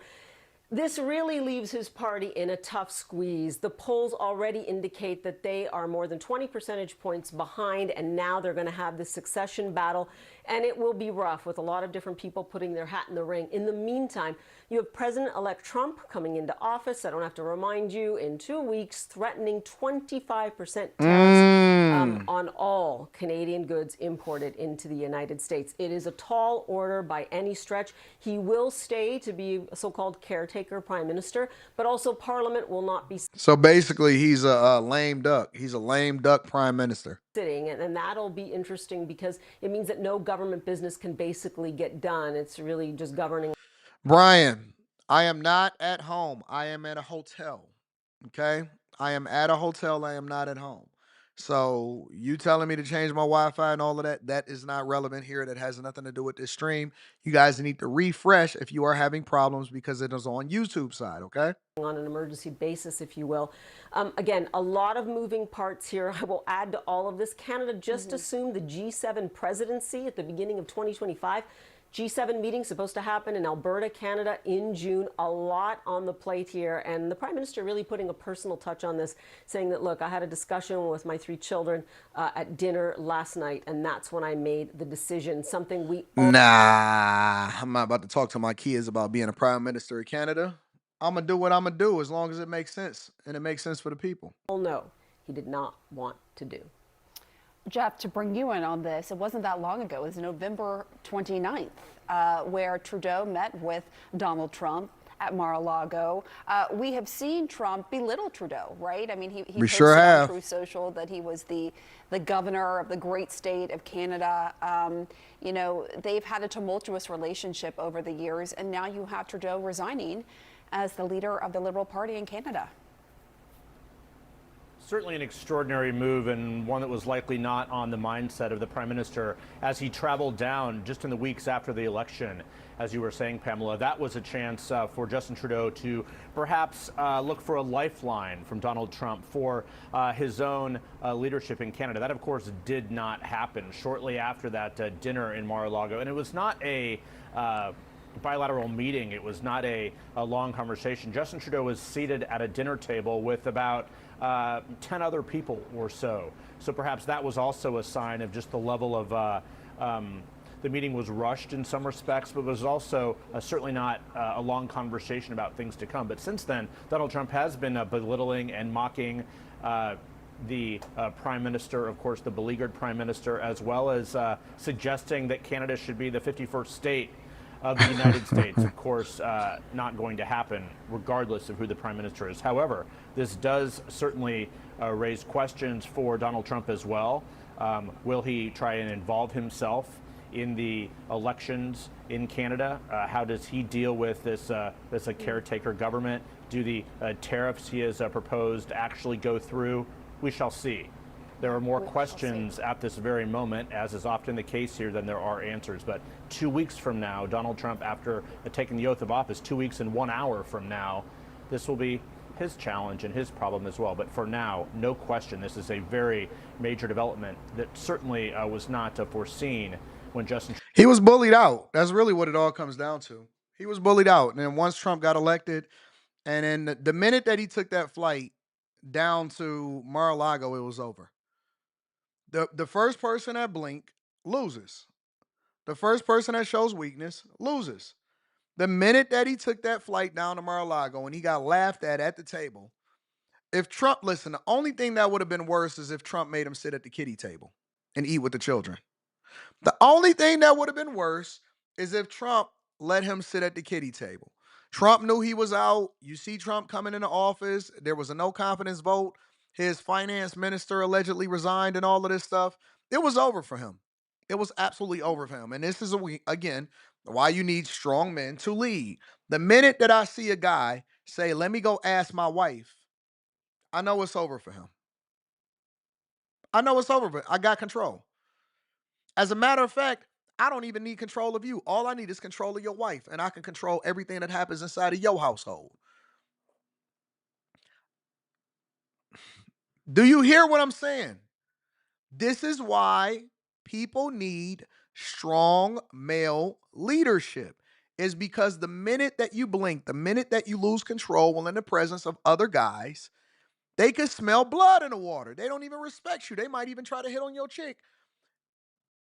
And they know you in real life. Real talk. Shout out to Canada. Y'all got some trouble over there. Let me read a couple of these super chats and then we'll continue over with the show. So Shannon kicked off 2 years back to back. That is true. Trudeau looks like Teddy Perkins. Y'all insane. Another feminist leader resigning is a disgrace. I like it. It shows the weakness. Brian Deaver says, I know you said you have Xfinity XB8 modem, so change the security to WPA2 because WPA3 is causing Wi-Fi issues. Trust me. All right, I'll let the hotel know that. Scooby CC says, America doesn't want Canada. They need to call Oprah and The Rock. We have our own issues. The Gray Way in the building says, just ask my wife to see who I can send to this. Just ask my wife to see who I could send this to. Shout out to y'all. Make sure y'all tap into the Patreon. Links in the description as well as pinned to the top of the chat. Shout out to my dog, The Gray Way, and shout out to everybody that hit a like for the algorithm. Make sure y'all tap into the Patreon. Link is in the description. And if you have not already, make sure you subscribe to the show. All right, so we got a couple other things that we want to go over. The first thing we want to go over is what's happening with U.S. Steel. So U.S. Steel was trying to sell itself to Nippon Steel, which is a Japanese steel maker, to the tune of roughly $15 billion. All right, we're just going to spend 10 minutes on this. But Biden actually blocked the deal. And the people over at U.S. Steel is mad. Check it out. It is official. President Joe Biden has decided to block Nippon Steel's proposed $14.9 billion purchase of U.S. Steel. The decision could be a fatal blow to a merger plan that has been contentious, to say the least.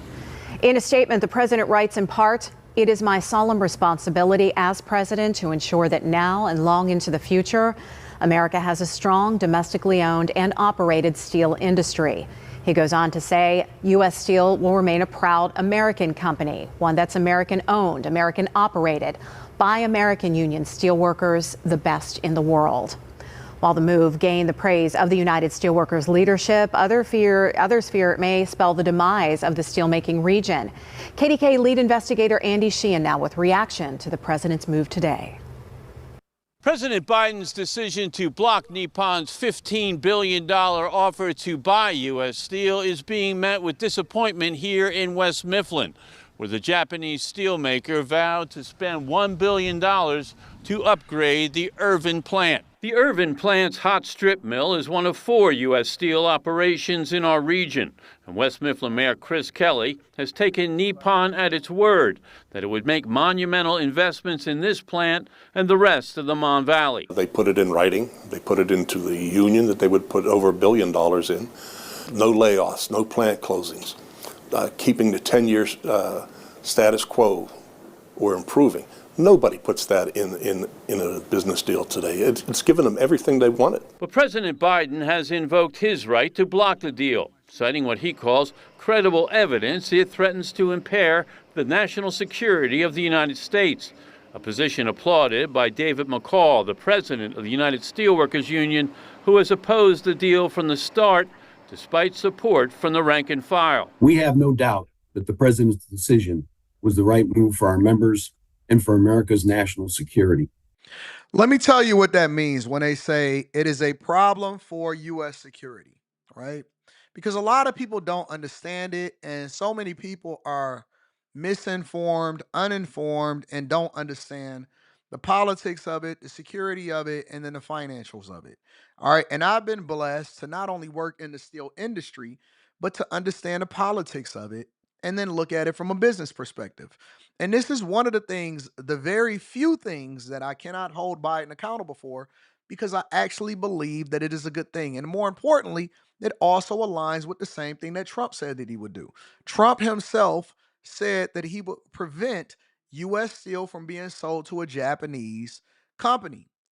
Now, Anton, what about the preservation of jobs? Anton, what about the fact that we don't want any more layoffs? What about the steel closings and things like that? Okay, well, let's have a conversation about it really quickly. All right. So, Trump himself said that he actually would veto a deal, and this is exactly what Biden did, because A, it would threaten national security, and B, we don't need our infrastructure, certain parts of the infrastructure, owned by a foreign company. Well, Anton, what does that mean? Well, even though the Japanese are not our enemy, they are actually our ally. Japanese are one of our allies. What happens is when you have critical infrastructure and logistics interrupted and owned by a foreign entity, it then controls our ability to be able to defend ourselves.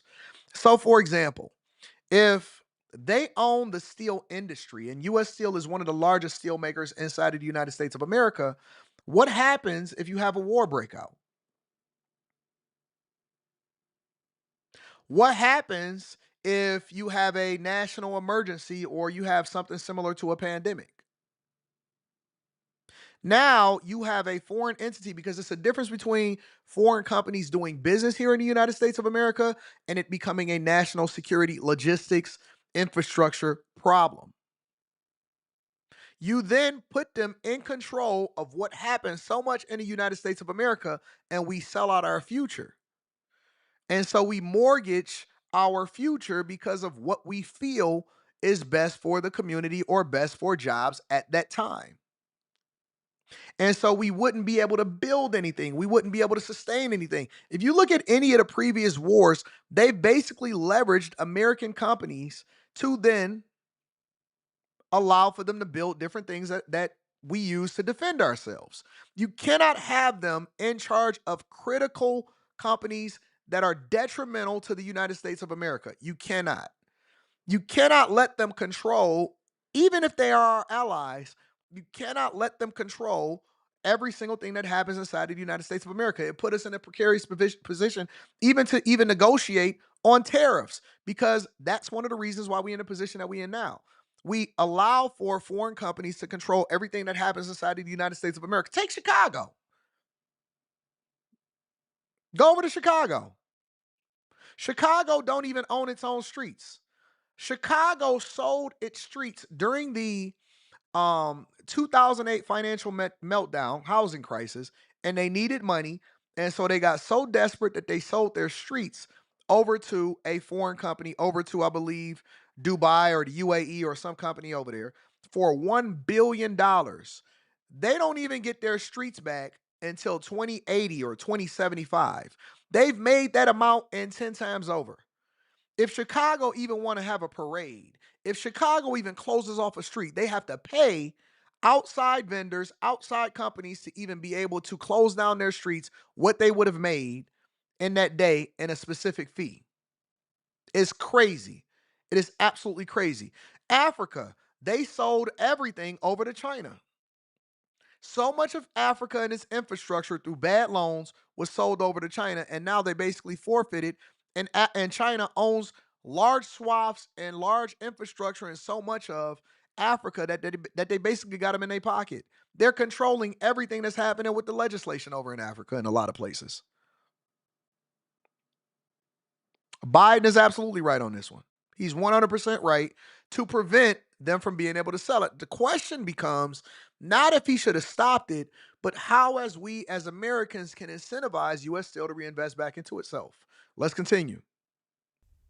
Throughout the past year, as the proposed transaction was under review, the union's first and only concern has been the long-term viability of our facilities and our members' jobs. But the decision leaves the future of steelmaking here in doubt. In a statement, U.S. Steel said, quote, "We continue to believe that a partnership between Nippon Steel and U.S. Steel is the best way to ensure that U.S. Steel, and particularly USW-represented facilities, will be able to compete and thrive well into the future."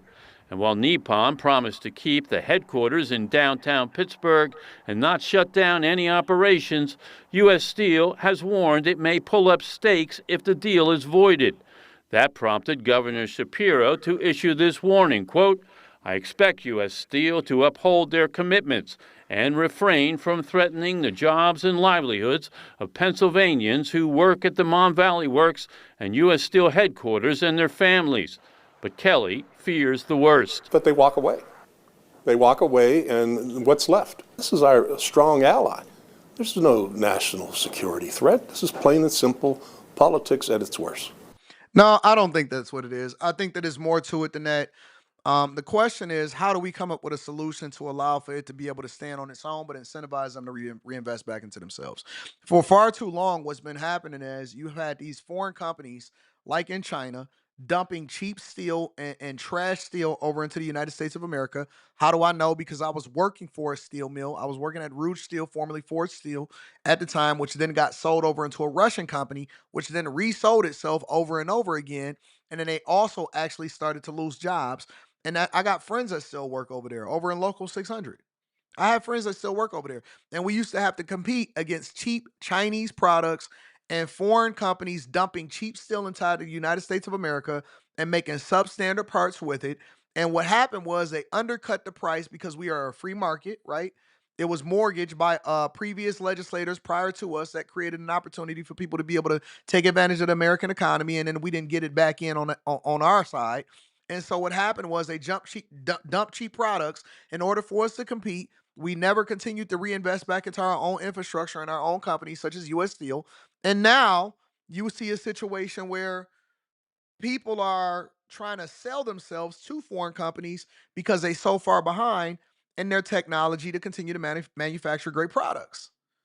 They're using 60 and 70-year-old technology to make steel nowadays because we couldn't afford to reinvest profits back into the companies and allow for us to still compete on that level. We was losing money so bad. And so you have to start to come up with legislation that helps American companies and take away from us continuing to give money to Ukraine and all of these other places outside of the United States of America and make America great again. That's the whole idea of it. So I'm interested to see how this is going to play out. The workers are complaining. They think that they're going to lose their jobs. But I'll stay on top of it. I'll pay attention to it. I do think that Biden did the right thing, and it aligns with what Trump said that he wanted to do. All right? Let me go ahead and continue on with the show. Let me read a couple of super chats, and then we will go into the last part of the show. I like Fried Rice G says, "I'll let the hotel know it's crazy." Crazy funny. Biden cares about national security. I don't know why he did it. It's like the first thing that he did that's a peaceful transition of power. You know what I'm saying? Make sure y'all subscribe to the channel. If you have not already, make sure you tap into the Patreon. Link is in the description. Also, Tiege Hanley, 40% off your first order plus 20% off for life. And then also on top of that, when y'all join the Patreon, make sure that you tap into the Discord. The link to the Discord is in the description of any of the most recent videos. All right? Let me continue on with the show. Last thing, all right? It's a woman that's saying that we are in America, or that America is in a silent depression. Y'all believe that that's true? That America is in a silent depression? Let's talk about it. Let me hear what she got to say. First, before I even play her video, I always like to give credit to the content creators. So if you want to go and check out their channel, I've only watched 30 seconds of this, so I wanted to review it with you guys and see if it's something that we can mine through or that we can gain any insight from. I don't know if she's right. I don't know if she's wrong. But her name of her channel was called A Homestead Journey. The name of the channel was called A Homestead Journey, all right? As of the recording of this video, it looks like it has... Let me blow that up. This is kind of small on my turn. Look like it has 30,000 subscribers, all right? 30,000 subscribers. So if you like her channel and you want to check her out, if she's saying something that resonates with you, go ahead and do so. But we're going to play this and see if we can make anything out of it. Hey everyone, I hope you're well and that you're having a great day wherever you are. I wanted to jump into it today and just talk about something that I feel is really important, and that is the silent depression going on in America.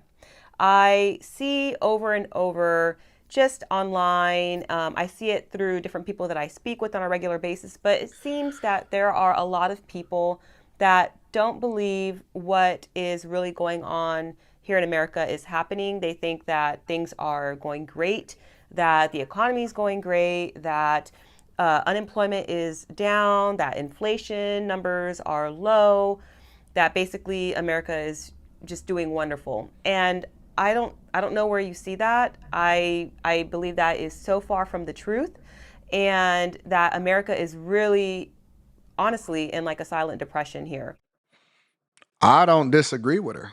I don't know where are these people at that's saying that America is doing great, the economy is doing great. That's the reason why we had this election and it turned out the way that it is because it's a lot of people and it ain't silent. It's not silent. People are suffering. People have been suffering for a long time. The only reason that you don't see a whole lot of people trying to sell their homes is because they're locked into the interest rate that they have, for example. It's not that they don't want to leave. It's not that they love their house. It's none of that.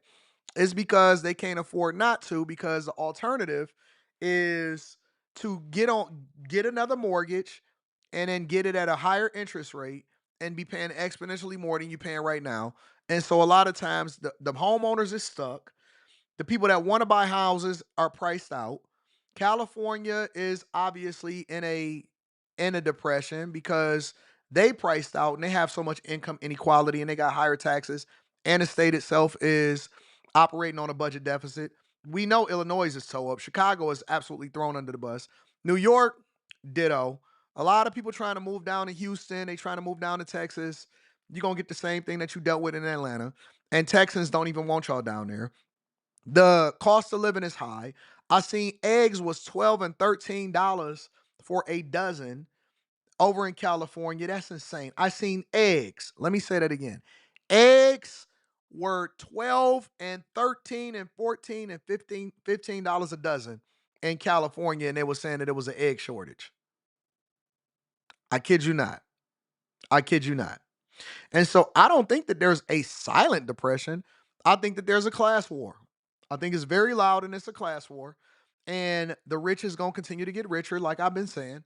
And there is no middle class anymore. It's only the illusion of a middle class because they're the ones that's going to pay higher taxes. And poor people is just used to being poor anyway, so they ain't even tripping about it. They just glad that more people is becoming poor and that other people can join a community of living in their cars. That's what I see.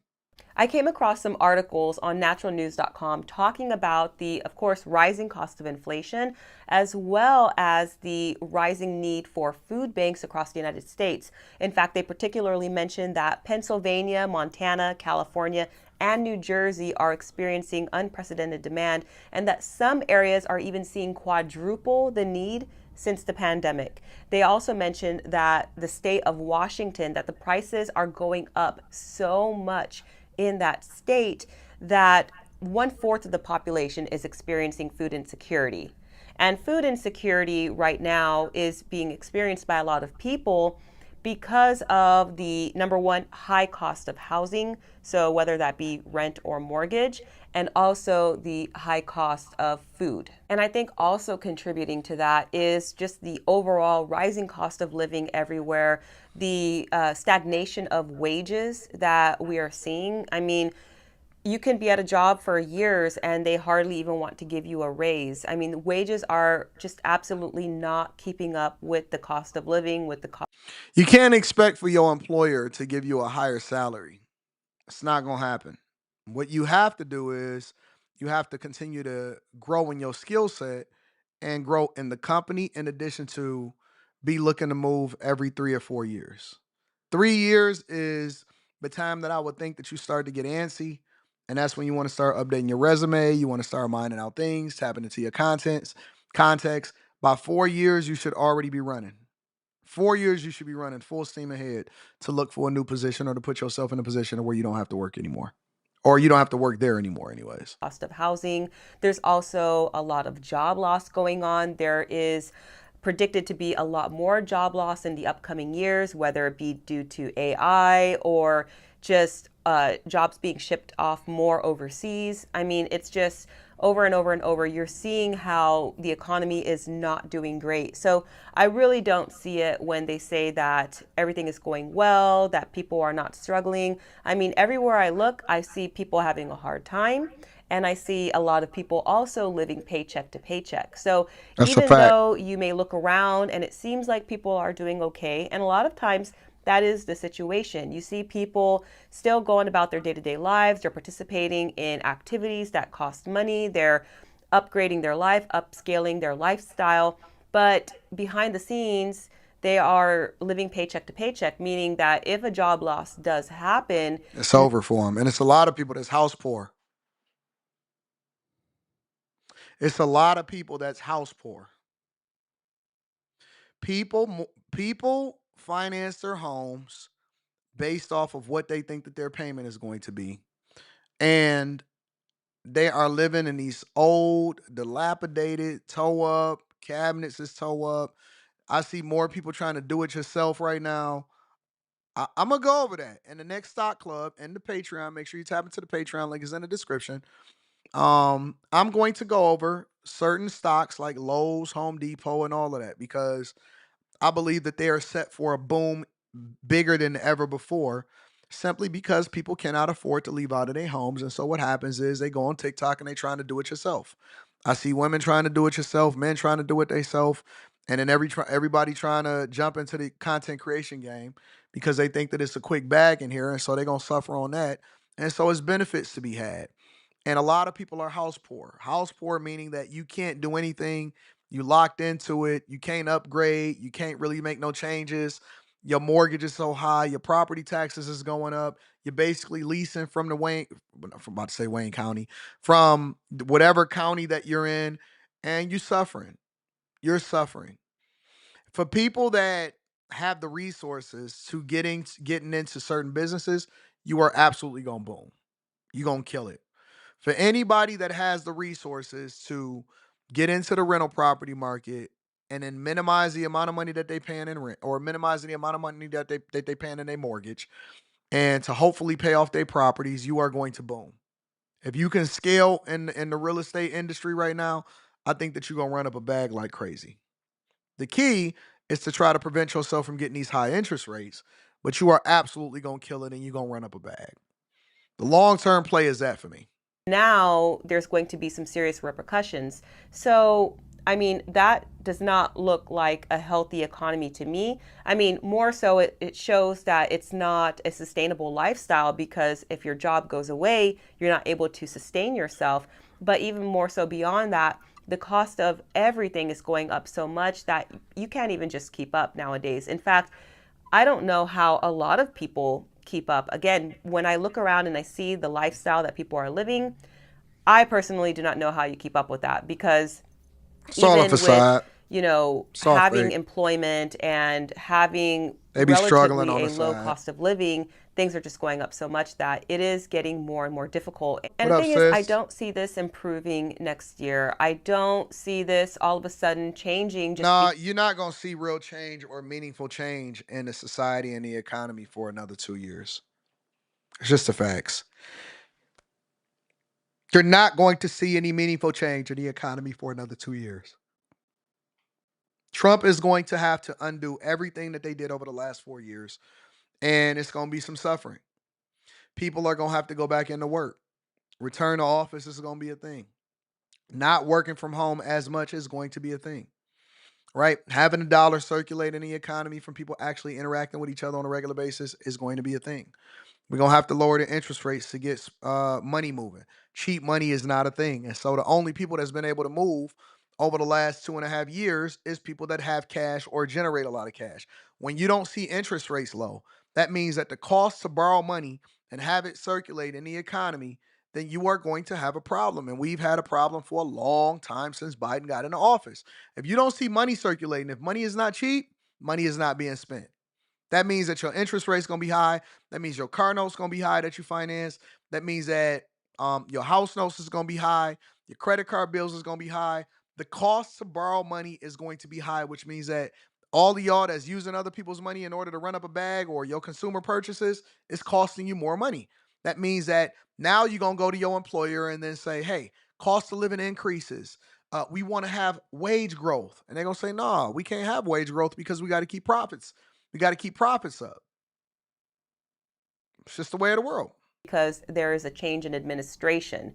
You know, no matter who you voted for, it doesn't just change overnight. America is in a hole, and we've been digging ourselves into this hole for years now. You know, some people say it's been since the last 2008 crash, or some people say even before that America's been going down basically in this spiral trajectory.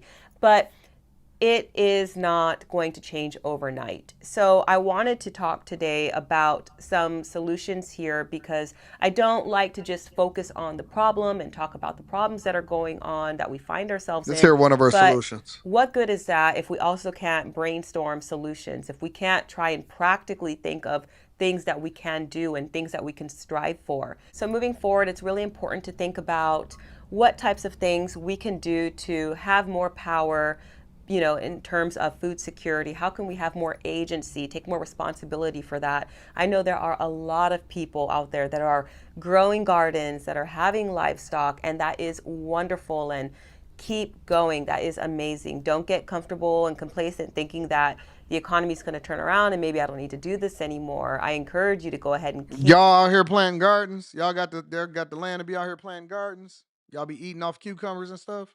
Doing what you're doing. For those that have not yet started, that need to have more security over their food, number one, we talk about it on this channel a whole lot, and that is building up your pantry stock, making sure. Nah, I'm good, fam. Nah, I mean, I think that's cool. If that's what y'all want to do, I'm good. I'm not building up a pantry. Oh, I ain't eat no more ramen noodles. I ain't doing none of that. No more ramen noodles. No, none of that. We eating good. If you a chaser, you eating good. We eat different. No high sodium noodles. No canned good foods. I'm not doomsday prepping. I'm not building up my pantry. I'm not doing none of that. Them days is over. That's over for us, fam. We chasers over here. We gonna move a little differently. So we just gonna figure out how to make more money. We're going to be fiscally responsible. We're going to pay all of our bills off. We're going to eliminate the debt. And we're not going to have food insecurity. We're going out to eat every day. All right. Shout out to her. Again, if y'all want to go and check out her channel, it's called A Homestead Journey. I think that was cool. Nice way to end out the show today. It was an interesting show. Same thing tomorrow. We're going to deep dive into it. Make sure y'all subscribe to the channel, turn your notifications. Shout out to Lashad Tooks. Lashad Tooks says this is the best show in the land, ain't it? Everybody want to copy my style. Everybody's stealing. Y'all at the very least need to give bruh some credit. New Age Creator says we are Anton. It's not silent. Shout out to the New Age Creator. Abe the Hunter says it's sad to say, but America is the new Babylon, ain't it? Been that. Ain't no new. The world is Babylon. Abe the Hunter said I'm about to downgrade from my 5-bed home and rent it out and buy land in the woods to build a dome home building for my old man future. Old man is me. Y'all trying to be hermits? That's crazy. Shout out to my girl sister. I appreciate you. Good day, Mr. AD. When I was at my town council meeting last month, there was a family of 5 that spoke during a public comment requesting to increase the number of chickens a property owner could have. Wow, that's pretty crazy. Nah, I don't want to be going outside in the morning. Got enough chicken heads just be trying to be out in these streets selling box for $40. You know what I'm saying, sister? Listen, I love y'all. I appreciate y'all. I thank y'all for continuing to tune into the Millionaire Morning Show. We do it every Monday through Friday, no matter what. And Q show tonight. Make sure y'all tap into the Patreon. I'm going to let y'all know when the next stock club is popping, and we got an upcoming video that I'm recording here in Vegas. I love y'all. I appreciate y'all. Stay focused. Don't have boxolitis.